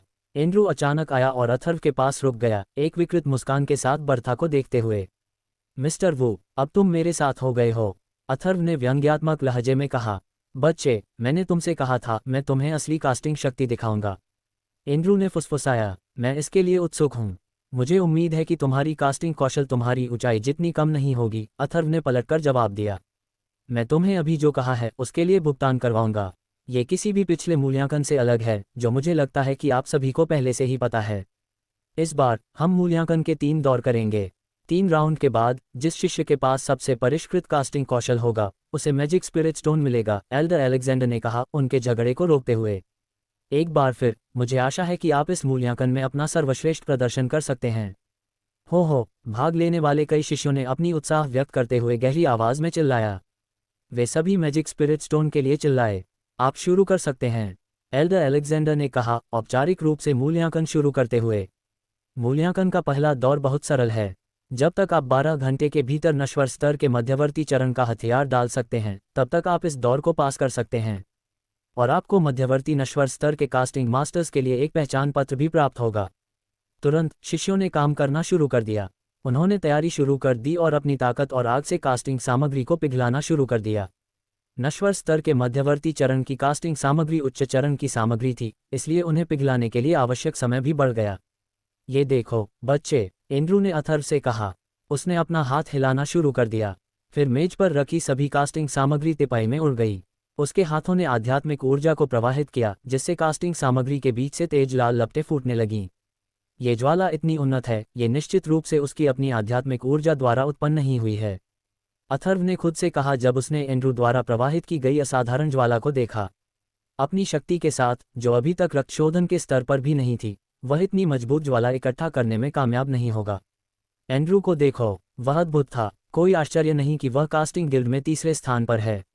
लोग प्रशंसा में बड़बड़ाए। क्या तुम नहीं जानते कि एंड्रू की आग एक अर्ध आध्यात्मिक जानवर की शक्तिशाली आग है? ये लावा सांप की लावा आग है, अर्ध आध्यात्मिक जानवर। एंड्रू के कास्टिंग में इतने अच्छे होने का कारण लावा आग से कुछ लेना देना होना चाहिए। दिलचस्प। इन बड़बड़ाहटों को सुनकर अथर्व को और भी समझ में आने लगा। हो सकता है कि कास्टिंग गिल्ड के सभी शीर्ष 4 लोगों के पास इस तरह की शक्ति हो। फिर वह अन्य 3 की ओर देखने के लिए मुड़ा और पाया कि उन्होंने जो लपटें फैलाईं वे सभी असाधारण थीं। कायला की लपटों का रंग बर्फ की तरह हल्का नीला था। इस बीच इवान की लपटों का रंग काला था, जो काफी अशुभ लग रहा था। और थियो की लपटों का रंग ग्रे था, जो मौत जैसी ऊर्जा दे रहा था। इन 4 प्रकार की लपटों को देखो। भक्षक क्षेत्र की भक्षक आग आगे बढ़ने के लिए तैयार है, अथर्व ने खुद से कहा। अगर मुझे मौका मिले तो मुझे अपनी भक्षण अग्नि के लिए कुछ जानवरों की आग ढूंढनी होगी। लड़के, क्या तुम डरे हुए हो? तुम अपनी योग्यता से बहुत दूर हो। नश्वर स्तर के निम्न स्तर का एक कास्टिंग मास्टर आज के मूल्यांकन में भाग लेने की हिम्मत कैसे कर सकता है? एंड्रू ने एक आखिरी अपमान किया, इससे पहले कि वह अंततः अपनी कास्टिंग में पूरी तरह से डूब जाए। उस मामले में देखते हैं कि आखिर में कौन हंसता है, अथर्व ने एंड्रू को अपने दिमाग से निकालने से पहले कहा। उसने अपने हाथ हिलाना शुरू कर दिया। लाल रंग की लपटें उठीं और उसकी मजबूत ऊर्जा के साथ तिपाई में प्रवाहित हुईं। भले ही उसने अपनी भक्षण अग्नि को अभी तक अधिक बेहतर अवस्था में प्रशिक्षित नहीं किया था, इसकी शक्ति पहले से ही अविश्वसनीय थी। उसने 1 घंटे के भीतर ही अपनी सारी धातुएं पिघला दीं। इस वजह से अथर्व ने कास्टिंग का बीटिंग चरण सबसे पहले शुरू किया। ये बहुत तेज लौ है। अगर आप मुझसे पूछें तो ये डरावना है। मैं बता सकता हूं कि लाल रंग की लपटें आम लपटों से बहुत अलग हैं। वह भाग्यशाली था कि उसके पास एक मास्टर था जिसकी कास्टिंग स्किल सेज लेवल तक पहुंच गई थी, एल्डर अलेक्जेंडर ने सोचा। वह लगातार अथर्व पर नजर रखता था और ये देखकर प्रभावित हुआ कि अथर्व सबसे पहले सामग्री को पिघलाने वाला था। ये सिर्फ अफसोस की बात है कि हमारे पास इस बेहतरीन युवा कास्टिंग मास्टर को प्रशिक्षित करने के लिए ज़्यादा समय नहीं था। अगर हमारे पास होता तो मैजिक स्पिरिट स्टोन निश्चित रूप से एंड्रू या इवान के हाथों में नहीं पड़ता। अब तक एंड्रू ने अपनी सामग्री को पिघलाना समाप्त कर लिया था। उसने अपनी आंखें खोलते ही अथर्व को देखा। पिघलने के संघर्ष के दौरान अथर्व के दयनीय, अजीब चेहरे को देखने के लिए उत्सुक था। लेकिन इसके बजाय यह एंड्रू था जो हैरान था। ये कैसे हो सकता है? ये कैसे संभव है? वह मुझसे ज्यादा तेजी से कैसे पिघल सकता है? एंड्रू ने अपनी आंखें जोर से रगड़ी, अविश्वास और घृणा उसके दिल में दौड़ रही थी। यह उसके लिए एक बड़ा झटका था। कास्टिंग एकमात्र ऐसी चीज थी जिसके बारे में वह वास्तव में आश्वस्त था। हालांकि वह कास्टिंग गिल्ड का तीसरा शिष्य था, उसे इस दबाव को संभालना था। उसने तुरंत खुद को संभाला और सामग्री को पीटना शुरू कर दिया। भले ही अथर्व इतनी जल्दी सामग्री को पिघला सकता है, उसके लिए मध्यवर्ती नश्वर स्तर का हथियार डालना असंभव है। मुझे अपना हथियार जितनी जल्दी हो सके उतनी तेजी से डालना चाहिए और अपना बाकी समय उसे लड़खड़ाते और असफल होते हुए देखना चाहिए, एंड्रू ने खुद से कहा। Clank clank. एक पल बाद हवा पूरी तरह से हथियारों के पीटने की आवाज से भर गई। अथर्व अब अपने भक्षण कौशल का उपयोग कर रहा था और ऐसा करने के लिए आध्यात्मिक मेरिडियन को पुनः प्राप्त कर लिया। जब वह अपने हथियार को पीटने के लिए खुद को नोवेलबिन कर रहा था, अथर्व ने खुद को उन तरीकों को दोहराया जो एल्डर अलेक्जेंडर ने उसे सिखाए थे, उन्हें अपने भक्षण कौशल के साथ जोड़ते हुए। इस बार उसे इसे सफलतापूर्वक डालना था। वह असफल नहीं हो सकता था। अथर्व के माथे पर दृढ़ निश्चय की लकीरें उभर आईं। जब वह पहले एल्डर अलेक्जेंडर के साथ कास्टिंग कर रहा था तो वह बार बार असफल हो गया था। उसने आज वही परिणाम न मिलने पर अपना मन बना लिया था। अध्याय 128 मध्यवर्ती नश्वर स्तर। लेकिन सच्चाई ये थी कि अथर्व ने इस तथ्य को उजागर नहीं करने का फैसला किया कि उसने जानबूझकर अपनी असफलताओं का कारण बना था। उनका मानना था कि एल्डर अलेक्जेंडर उन्हें और अधिक कास्टिंग तकनीक और तरीके नहीं सिखाएंगे अगर वह ऐसा करता। कार्यों को पूरी तरह से पूरा किया। अथर्व ने भक्षण कौशल को पूरी तरह से सक्रिय किया। भक्षण अग्नि को माध्यम के रूप में उपयोग करते हुए उसने कास्टिंग सामग्री में अशुद्धियों को खत्म करना शुरू कर दिया। जटिल पाउंडिंग प्रक्रिया शुरू करने से पहले अथर्व ने पहले मानसिक रूप से पाउंडिंग कौशल का पूर्णता से अभ्यास किया। अथर्व पाउंडिंग प्रक्रिया के दौरान बहुत अधिक सावधानी नहीं बरतता था। आखिरकार सफल कास्टिंग के लिए वास्तविक पूर्वापेक्षा सावधानी नहीं बल्कि पाउंडिंग कौशल में महारत हासिल करने की जटिलता और आदर्श क्षेत्र में कास्टिंग मास्टर के उच्च स्तर का आत्मसात था। यह आत्मसात कास्टिंग मास्टर की पाउंडिंग कौशल पर पकड़ और कास्टिंग प्रक्रिया के दौरान उसके रवैये का सही माप था। अथर्व को इन दोनों पहलुओं में अपना सर्वश्रेष्ठ प्रदर्शन करना होगा ताकि वह सफल हो सके और मध्यवर्ती नश्वर स्तर में एक वास्तविक कास्टिंग मास्टर बन सके। इसमें कोई संदेह नहीं है कि यह ऋषि स्तर के कास्टिंग मास्टर से विरासत में मिला है। उनका पाउंडिंग कौशल बेहद जटिल है, यहाँ तक कि मैं भी उसमें से थोड़ा ही समझ पाया, एल्डर अलेक्जेंडर ने सोचा, अथर्व के पाउंडिंग कौशल पर आश्चर्यचकित होकर। उनकी तेज आंखें उसकी हरकतों पर ध्यान केंद्रित करते हुए जूम इन कर रही थीं।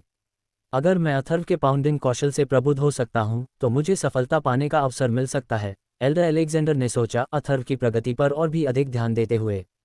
जैसे जैसे समय बीतता गया, एल्डर अलेक्जेंडर जितना अधिक अथर्व पर ध्यान केंद्रित करता गया उतना ही अधिक उसे आश्चर्य हुआ। उसने महसूस किया कि अथर्व अपने काम में पूरी तरह से तल्लीन था, इस हद तक कि वह अपने पाउंडिंग पर 100% ध्यान केंद्रित करने में सक्षम था। यहाँ तक कि उसके जैसे स्पिरिट लेवल में कास्टिंग मास्टर भी ऐसा करने में कामयाब नहीं हो सकते। उन्होंने ये भी देखा कि अथर्व ने 3 दिनों के प्रशिक्षण में सीखे गए सभी पाउंडिंग अनुभवों को लागू किया था, जिसमें कुछ अधिक सूक्ष्म विवरण भी शामिल थे। उनके बढ़ते आश्चर्य के लिए अथर्व ने जो कुछ भी उसे सिखाया था उसे लगभग पूरी समझ के साथ पूरी तरह से लागू किया था। उसने ऐसा कुछ नहीं देखा था। अगर अथर्व इसी तरह जारी रहा तो वह शायद मध्यवर्ती नश्वर स्तर में हथियार बनाने में सफल हो जाएगा। कैसे? ये कैसे हो सकता है? एल्डर अलेक्जेंडर ने अथर्व की चमत्कारिक रूप से तेज प्रगति के विचार को समझने की कोशिश करते हुए आश्चर्य से सांस ली। उन 3 दिनों में एल्डर अलेक्जेंडर ने पूरी तरह से समझ लिया था कि कौशल के मामले में अथर्व कहाँ है। और तब जो कुछ उसने देखा उससे अथर्व ने अपने कौशल को और बेहतर बनाया। निश्चित रूप से मध्यवर्ती नश्वर स्तर में कास्टिंग मास्टर बनने से पहले अभी भी एक लंबा रास्ता तय करना था। भले ही अथर्व के पास कास्टिंग में अद्भुत कौशल था, महीनों या वर्षों के प्रशिक्षण के बिना वह संभवतः उन अनुभवों को पूरी तरह से समझ नहीं सकता था, विवरणों पर पर्याप्त ध्यान नहीं दे सकता था और एक प्रशिक्षित कास्टिंग मास्टर नहीं बन सकता था। भले ही अथर्व ने उन 3 दिनों में अपनी असली क्षमता को छिपाया होता, जैसा कि एल्डर अलेक्जेंडर को संदेह था, वह संभवतः इतना कुशल नहीं बन सकता था। या शायद ये वास्तव में सच है कि इस दुनिया में वास्तव में ऐसे प्रतिभाशाली कास्टिंग मास्टर मौजूद हैं। एल्डर अलेक्जेंडर ने सोचा, अभी भी अविश्वास में घूम रहे थे। लेकिन सच्चाई ये थी कि अथर्व वास्तव में कास्टिंग में एक उत्कृष्ट प्रतिभाशाली व्यक्ति था। हालांकि उसने अपनी आध्यात्मिक मेरिडियन को पुनः प्राप्त कर लिया था, जो विशेष रूप से मार्शल आर्ट और कास्टिंग में खोज के लिए उपयुक्त है। अथर्व के पास कैस मैनुअल भी था और दुनिया के सबसे बेहतरीन मैनुअल की महानता के बारे में अभी तक किसी को कोई जानकारी नहीं थी। इसके अलावा अथर्व ने जो आध्यात्मिक मेरिडियन पुनः प्राप्त किया वह विरासत का एक रूप था। जैसे जैसे वह मजबूत होता गया, उसने स्वाभाविक रूप से विरासत में मिली तकनीकों को समझा और आत्मसात किया। इससे उन्हें अभ्यास करने और उनके सार को फिर से समझने की आवश्यकता समाप्त हो गई। क्या अद्भुत प्रतिभा है! शायद यही कारण है कि ऋषि स्तर के उस कास्टिंग मास्टर ने अथर्व को अपना छात्र माना, लेकिन इस बात की बहुत परवाह नहीं की कि अथर्व ने कास्टिंग की कला को कैसे विकसित किया।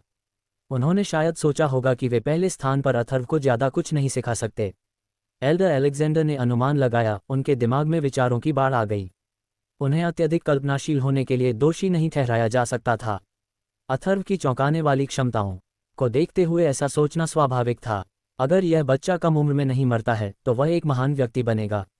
उसके जैसे प्रतिभाशाली योद्धा के लिए उसे वह देना बेहतर है जो उसे सुधारने के लिए चाहिए।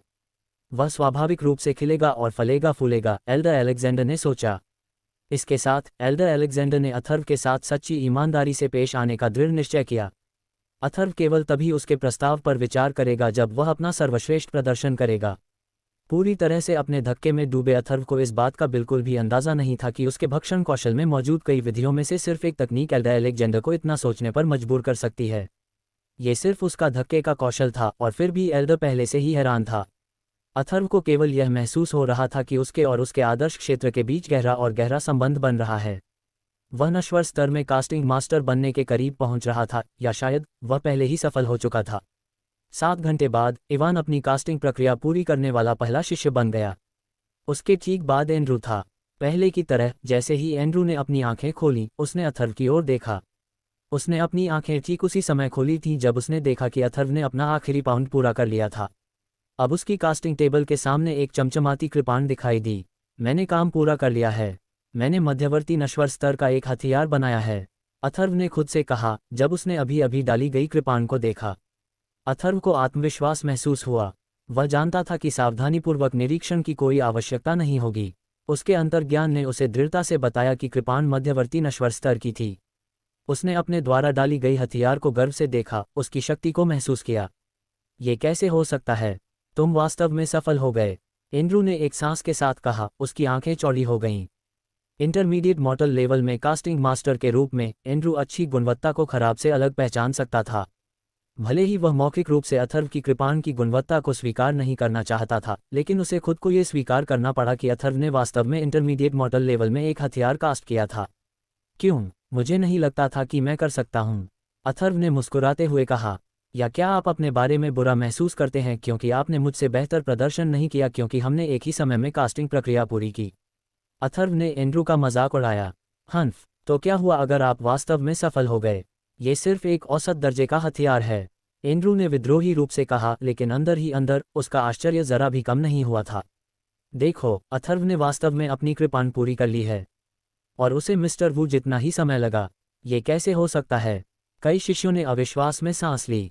मैं तुम्हें एक बात बता दूं, अथर्व ने जो कृपाण फेंकी वह निश्चित रूप से नश्वर स्तर का हथियार नहीं है, इसलिए उसे श्री वू जितना ही समय लगा। उनकी कटु चर्चा सुनकर अथर्व ने असहाय होकर अपना सिर हिलाया। ये दयनीय शिष्य कितने ईर्ष्यालु थे। एक ऐसा हथियार जो नश्वर स्तर का भी नहीं था। बकवास। कुछ ही समय में कास्टिंग गिल्ड में कायला, थियो और कई अन्य प्रतिभाशाली शिष्यों के पूरा होने के साथ प्रतियोगिता समाप्त हो गई थी। एल्डर अलेक्जेंडर और कास्टिंग गिल्ड के अन्य मास्टर्स ने शिष्यों ने जो हथियार डाले थे उनका निरीक्षण करना शुरू कर दिया था। भले ही बर्था को पहले से ही स्नो सेक्ट में एक प्रतिभाशाली कास्टिंग मास्टर माना जाता था, यहाँ उसे बहुत नीचे रैंक दिया गया था। उसने अपनी कास्टिंग प्रक्रिया को पूरा करने में जो समय लिया उसे केवल मध्यवर्ती माना जा सकता है। दूसरों की तरह बर्था ने आखिरकार अथर्व की ओर देखा। सदमे से उसका मुंह खुला का खुला रह गया। हालांकि उसे अपने दोस्त पर गर्व था, लेकिन अपने दिल की गहराई में बर्था को भी विश्वास नहीं था कि अथर्व की कृपाण मध्यवर्ती नश्वर स्तर का हथियार हो सकता है। जल्द ही कास्टिंग गिल्ड से डेमी स्पिरिट स्तर का एक कास्टिंग मास्टर अथर्व के पास पहुंचा। अब हर कोई ये देखने के लिए अपनी आंखें घुमा चुका था कि इस चौंकाने वाले परिणाम के साथ फैसला क्या था। ये बदमाश निश्चित रूप से मध्यवर्ती नश्वर स्तर का हथियार नहीं डाल सकता था, कायला ने सिर हिलाते हुए सोचा। इस बार अथर्व पूरी तरह से हंसी का पात्र बनने जा रहा है। कल्पना कीजिए, उसने अभी अभी निम्न नश्वर स्तर की अपनी परीक्षा पूरी की है और अभी भी उसके पास मध्यवर्ती स्तर के लिए जाने की हिम्मत है। अपनी खुद की क्षमता का कितना ज्यादा आकलन। अहंकारी मूर्ख, कई शिष्यों ने फिर से उस पर व्यंग्य करते हुए कहा। हालांकि एक मजबूत आवाज ने उनके उपहास को बाधित किया। अथर्व, कृपाण, मध्यवर्ती नश्वर स्तर, आवाज ने कहा, जिससे चौक पर तुरंत एक स्तब्ध सन्नाटा छा गया। अध्याय 129 एंड्रू के खिलाफ लड़ाई। हवा में तनाव इतना घना था कि कोई इसे चाकू से काट सकता था। मध्यवर्ती नश्वर स्तर, ये शब्द एक जादुई मंत्र की तरह थे जिससे शिष्यों के कान झंझना उठे और उनके अग्रभागों के बाल खड़े हो गए। अभी कुछ ही देर पहले उन्होंने अथर्व का उपहास किया था। वे एंड्रू को एक प्रतीकात्मक व्यक्ति के रूप में पूजते थे, कोई ऐसा व्यक्ति जो अथर्व से उनकी ईर्ष्या को साझा करता था और उसकी योग्यता को पूरी तरह से नकारता था। हालांकि जब पानी कम हुआ तो चट्टानें उभर आईं। अथर्व ने जो तलवार फेंकी थी वह हमेशा के लिए उनके तिरस्कार का जवाब देने के लिए काम आई। ये कैसे संभव है? वह मध्यवर्ती नश्वर स्तर पर हथियार कैसे फेंक सकता है? शिष्यों ने संदिग्ध आंखों से अथर्व को देखते हुए बड़बड़ाया। क्या ये हो सकता है कि वह पहले नश्वर स्तर के मध्यवर्ती चरण में एक कास्टिंग मास्टर था? लेकिन अगर ऐसा है तो वह निम्न स्तर पर कास्टिंग मूल्यांकन में क्यों शामिल हुआ? और उसे एंड्रू के साथ प्रतिस्पर्धा करनी थी इस दौरान भी। और एल्डर अलेक्जेंडर का उसका पक्ष लेना, शायद ये केवल संयोग था। क्या वह वास्तव में 3 दिनों के भीतर मध्यवर्ती चरण तक पहुंच गया था? यह असंभव है। ये कभी कैसे हो सकता है? उसने वास्तव में इसे हासिल किया।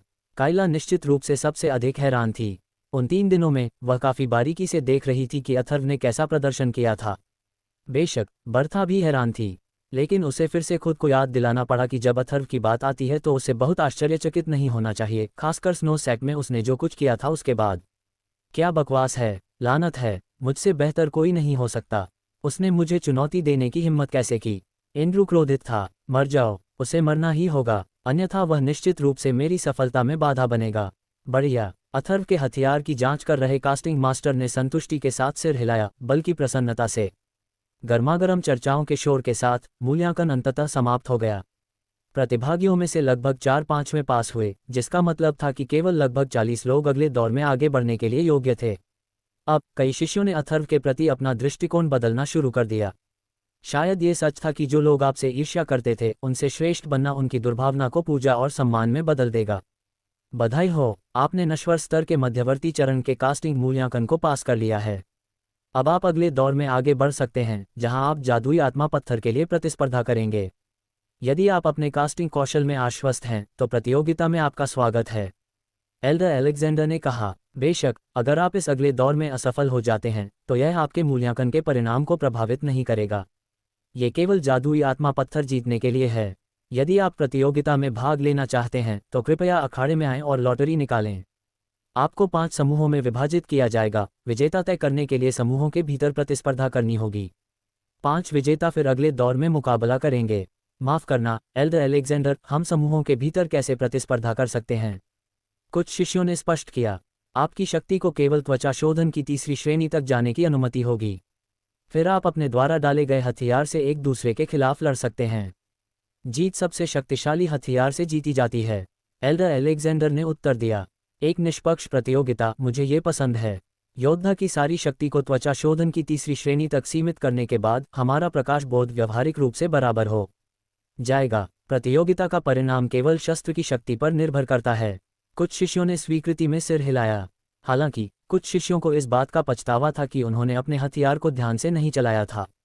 उन्होंने इसे केवल मध्यवर्ती नश्वर स्तर के कास्टिंग मूल्यांकन को पास करने के उद्देश्य से बनाया था और अपने कास्टिंग कौशल का पूरा उपयोग नहीं किया था। लेकिन अब पछतावे का कोई फायदा नहीं था। वे जल्द ही 5 बराबर समूहों में विभाजित हो गए। पहले समूह से शुरू होकर शिष्यों ने जोड़े में एक दूसरे के खिलाफ लड़ाई लड़ी। विजेताओं का जल्द ही निर्धारण हो गया। पहले समूह की विजेता कायला थी। यह अफसोस की बात थी कि उसने बर्था को हरा दिया था, लेकिन यह अपेक्षित था क्योंकि बर्था का हथियार उच्चतम क्षमता का नहीं था। दूसरे समूह का विजेता थियो था, जबकि तीसरा विजेता इवान था। फिर चौथे समूह की लड़ाई शुरू हुई। अथर्व और एंड्रू एक ही समूह में थे, जिससे कई लोग आश्चर्यचकित थे। यहाँ तक कि उन्होंने खुद भी इसकी उम्मीद नहीं की थी। आखिरकार वे उम्मीद से पहले ही एक दूसरे का सामना कर चुके थे। हे, दुश्मनों का मिलना निश्चित है। अथर्व ने हार मानकर खुद को हंसाया। मुझे मत बताओ कि एल्डर एलेक्स ने जानबूझकर मुझे और एंड्रू को एक ही समूह में रखा है। यह विचार अचानक कहीं से आया। अथर्व ने पलटकर एल्डर अलेक्जेंडर को देखा, ये देखते हुए कि एल्डर भी उसकी ओर देख रहा था। ऐसा लगता है कि एल्डर एलेक्स ने ये जानबूझकर किया है। शायद वह जानना चाहता है कि मेरी कास्टिंग स्किल वास्तव में कितनी दूर तक पहुंच गई है, अथर्व ने सोचा। ठीक है, ये ठीक है। मुझे जल्दी या बाद में एंड्रू के खिलाफ लड़ना होगा, क्योंकि मेरा उद्देश्य मैजिक स्पिरिट स्टोन जीतना है। अरे बदमाश, भगवान ने मुझे तुम्हारे साथ एक ही समूह में होने का आशीर्वाद दिया होगा। ओह, बेहतर होगा कि तुम अपने घुटनों पर बैठ जाओ और प्रार्थना करो कि तुम मेरे खिलाफ लड़ाई नहीं करोगे। अन्यथा मेरे उल्का हथौड़ा से तुम्हारी कृपाण छोटे छोटे टुकड़ों में टूट जाएगी। एंड्रू ने अखाड़े में जाने से पहले अथर्व से फुसफुसाया, शायद ये तुम्हारे विनाश का शगुन है।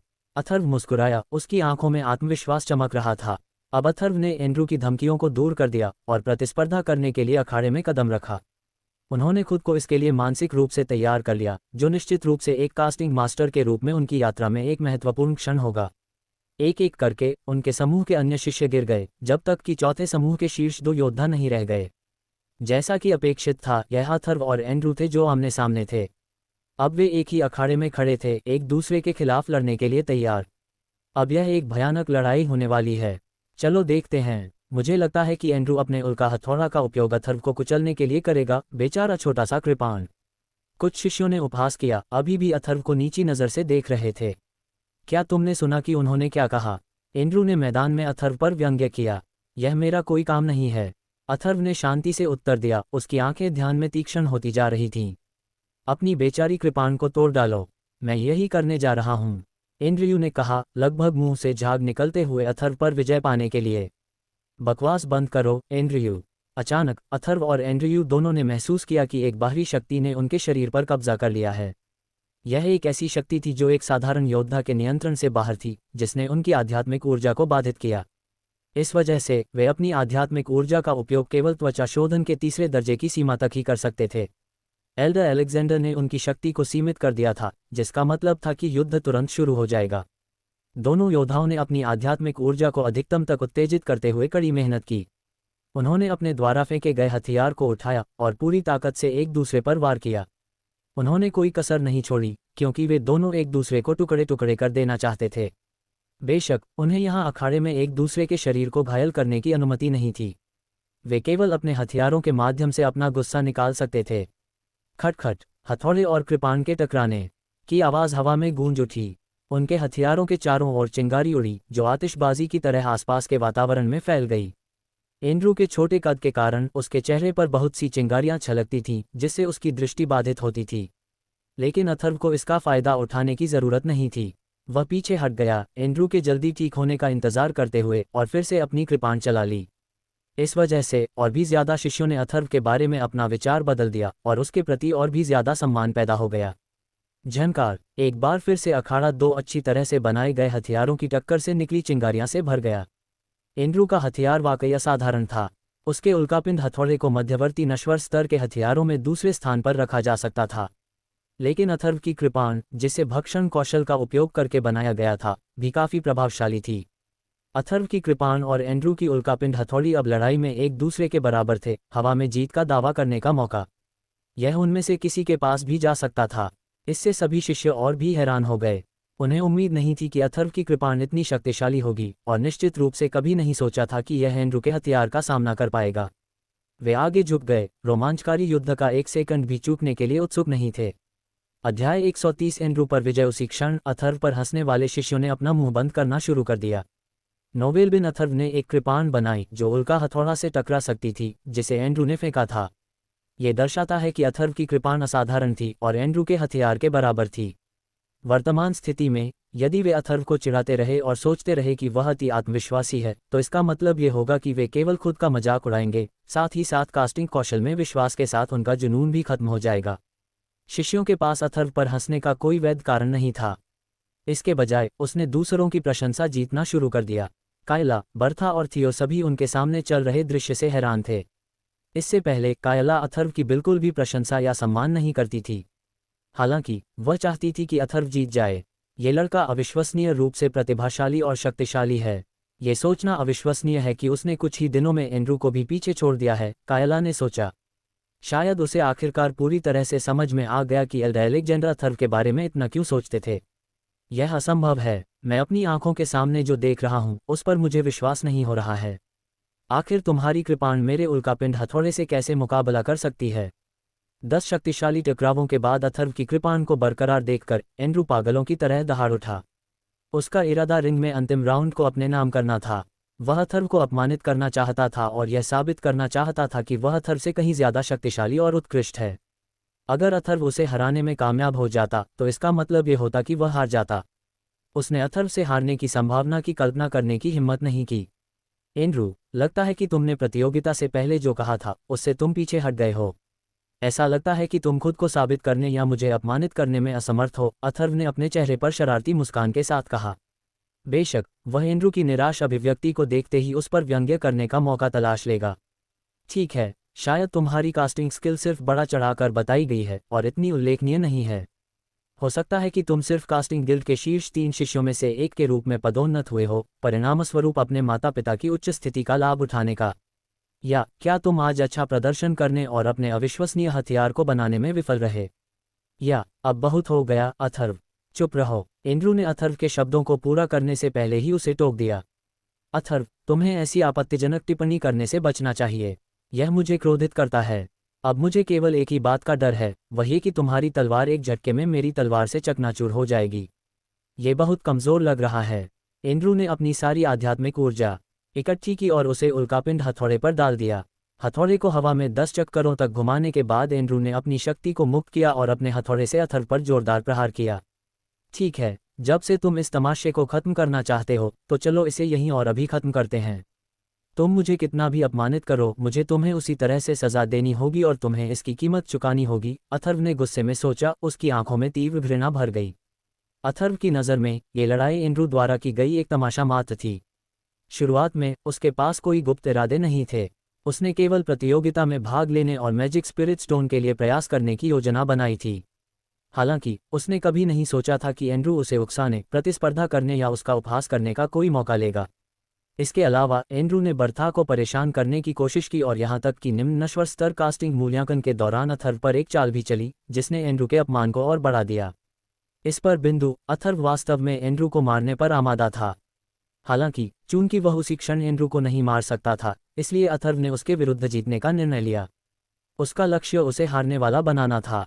उसने सोचा कि यदि एंड्रू हार गया तो यह एंड्रू के लिए मृत्यु से भी बड़ी पीड़ा हो सकती है। अथर्व ने अपनी सारी आध्यात्मिक ऊर्जाएं एकत्रित की और उन्हें अधिकतम प्रभाव के लिए अपनी तलवार में भर दिया। अचानक उसके पैर जमीन पर पड़े और उसकी आभा उसके पीछे एक बाघ की अस्पष्ट छाया बनाते हुए उसने अपनी तलवार से एंड्रू पर हमला किया। धमाका! एक जोरदार धमाके के साथ अथर्व की तलवार और एंड्रू का हथौड़ा एक दूसरे से टकराए। सभी शिष्यों ने युद्ध पर अपनी नजरें गड़ा दी, क्योंकि वे इस बात को लेकर आश्वस्त थे कि इस बार दो हथियारों के बीच अंतिम टक्कर के बाद कौन जीतेगा। ऐसा लग रहा था जैसे समय उस क्षण रुक गया हो। युद्ध के मैदान के चारों ओर तनावपूर्ण माहौल था। क्रैक! थोड़ी देर की गतिरोध और चुप्पी के बाद अचानक एक जोरदार क्रैकिंग ध्वनि हुई। तेज आवाज ने तुरंत ही योद्धाओं का ध्यान अपनी ओर खींचा। उनकी निगाहें अथर्व की कृपाण और एंड्रू के उल्का हथौड़ा पर टिकी हुई थीं। उन्होंने तुरंत ही एंड्रू के उल्का हथौड़ा पर एक हल्की सी दरार देखी। दरार हथौड़े पर फैलने लगी, जिससे दर्जनों नई दरारें बन गईं। इससे पहले कि भीड़ को ये पता लगाने का मौका मिले कि क्या हुआ, एंड्रू का उल्का हथौड़ा दर्जनों टुकड़ों में टूट गया, जो रिंग पर बिखर गया। अथर्व की कृपाण के लिए यह अभी भी शक्तिशाली और सही स्थिति में थी। अथर्व ने इसे एंड्रू के चेहरे पर घुमाया लेकिन तुरंत रुक गया। वह जानता था कि वह एंड्रू को यहाँ नहीं मार सकता, क्योंकि एल्डर अलेक्जेंडर इसके लिए मुसीबत में पड़ सकता था। ऐसा लगता है कि मैं तुम्हारे खिलाफ जीत गया हूँ, अथर्व ने अपनी कृपाण वापस लेने के बाद एक अभिमानी स्वर में एंड्रू से कहा। फिर अथर्व रिंग में चला गया। अचानक सभी शिष्यों की नज़रें अथर्व पर केंद्रित हो गईं। एंड्रू अभी भी सदमे की स्थिति में था और ऐसा लग रहा था कि उसे दूसरों ने पूरी तरह से भूल दिया है। प्रतिभाशाली ओवरमैच! उन सभी शिष्यों ने सोचा कि अथर्व शक्तिशाली और अतुलनीय था।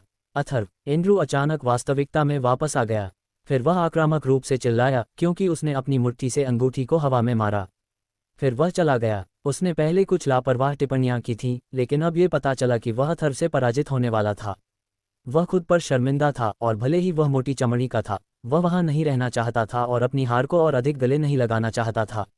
एंड्रू की आंखों में भयावह अभिव्यक्ति को देखते हुए सभी शिष्यों ने अनुमान लगाया कि अथर्व आधिकारिक तौर पर एंड्रू का सबसे बड़ा दुश्मन बन गया था। यदि अथर्व जीवित रहने में कामयाब रहा तो एंड्रू अपनी कास्टिंग खेती पर ध्यान केंद्रित करना जारी नहीं रखेगा जब तक कि वह अथर्व को मार न दे। कौन जानता है, जब परीक्षण खत्म हो जाएगा तो एंड्रू शायद अथर्व पर हमला करके उसे मार डालने का मौका ले सकता है।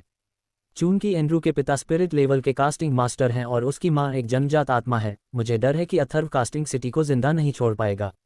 कुछ योद्धा इस मामले के बारे में कानाफूसी करने लगे। ये सही है, अब जब एंड्रू के माता पिता इतने प्रभावशाली हैं तो निश्चित रूप से बोन रीइंफोर्समेंट के कई मजबूत योद्धा हो सकते हैं जो उनके लिए काम करने को तैयार हैं। यही कारण है कि अथर्व शायद ऐसा करने में असमर्थ हो। यहाँ से सुरक्षित निकल जाओ जब तक कि स्नो सेक्ट का सेक्ट प्रमुख जेनिथ व्यक्तिगत रूप से उसे परेशानी से बाहर निकालने के लिए यहाँ न आ जाए। मैंने कभी उम्मीद नहीं की थी कि अथर्व अंतिम विजेता होगा। क्या वह असली कास्टिंग जीनियस है? हमने पहले भी उसका मजाक उड़ाया था। हम इतने हास्यास्पद कैसे हो सकते हैं? हर कोई अथर्व के अविश्वसनीय कौशल पर बात करता रहा और टिप्पणी करता रहा। अथर्व ने, जाहिर है, चर्चाओं को नज़रअंदाज कर दिया और बर्था की ओर चलना शुरू कर दिया। जिस क्षण उसने अथर्व को अपने करीब आते देखा, बर्था ने उसकी ओर प्रशंसा की आंखों से देखा। ये देखते ही कायला ने नाक भान से कुड़ी। अथर्व, तुम अविश्वसनीय हो। तुम अभी तक मैजिक स्पिरिट स्टोन के लिए प्रयास करने वाले सबसे प्रतिस्पर्धी योद्धा हो। थियो ने सबसे अच्छी प्रशंसा के साथ कहा। हाँ, मैंने इस बार बस एक भाग्य से जीत हासिल की। अथर्व ने विनम्रता से जवाब दिया। हाँ, मैं वास्तव में आशा करता हूँ कि मैं भी तुम्हारी तरह भाग्यशाली हो सकूं। थियो हंसा। इस बिंदु पर वह बहुत संतुष्ट और प्रसन्न था। कास्टिंग गिल्ड में एक वरिष्ठ होने के नाते वह अन्य शिष्यों के सामने छोटा महसूस करने का आदी था, क्योंकि वह हर बार कास्टिंग प्रतियोगिता में इवान और एंड्रू के खिलाफ जीतने में सक्षम नहीं था। हालांकि इस बार अथर्व एंड्रू को हराने में कामयाब रहा, जिससे थियो को कम शर्मिंदगी महसूस हुई, लेकिन अधिक प्रसन्नता हुई। तुम्हें एंड्रू को नहीं हराना चाहिए। अथर्व के पास जाकर इवान ने उस पर एक ठंडी नज़र डाली। यदि तुम ऐसा करते हो तो तुम्हें निश्चित रूप से अपनी जीत के लिए भारी कीमत चुकानी पड़ेगी। हालांकि इवान ने इन शब्दों को सख्त लहजे में नहीं कहा, लेकिन अथर्व और थियो उसके गंभीर रूप से जानलेवा इरादे को समझ सकते थे। बोलने के बाद थियो जल्दी से चला गया। कितना भयानक आदमी है, अथर्व ने मन ही मन सोचा। हालांकि अथर्व उससे डरता नहीं था, क्योंकि एक दिन वह इवान से भी ज्यादा डरावना हो जाएगा।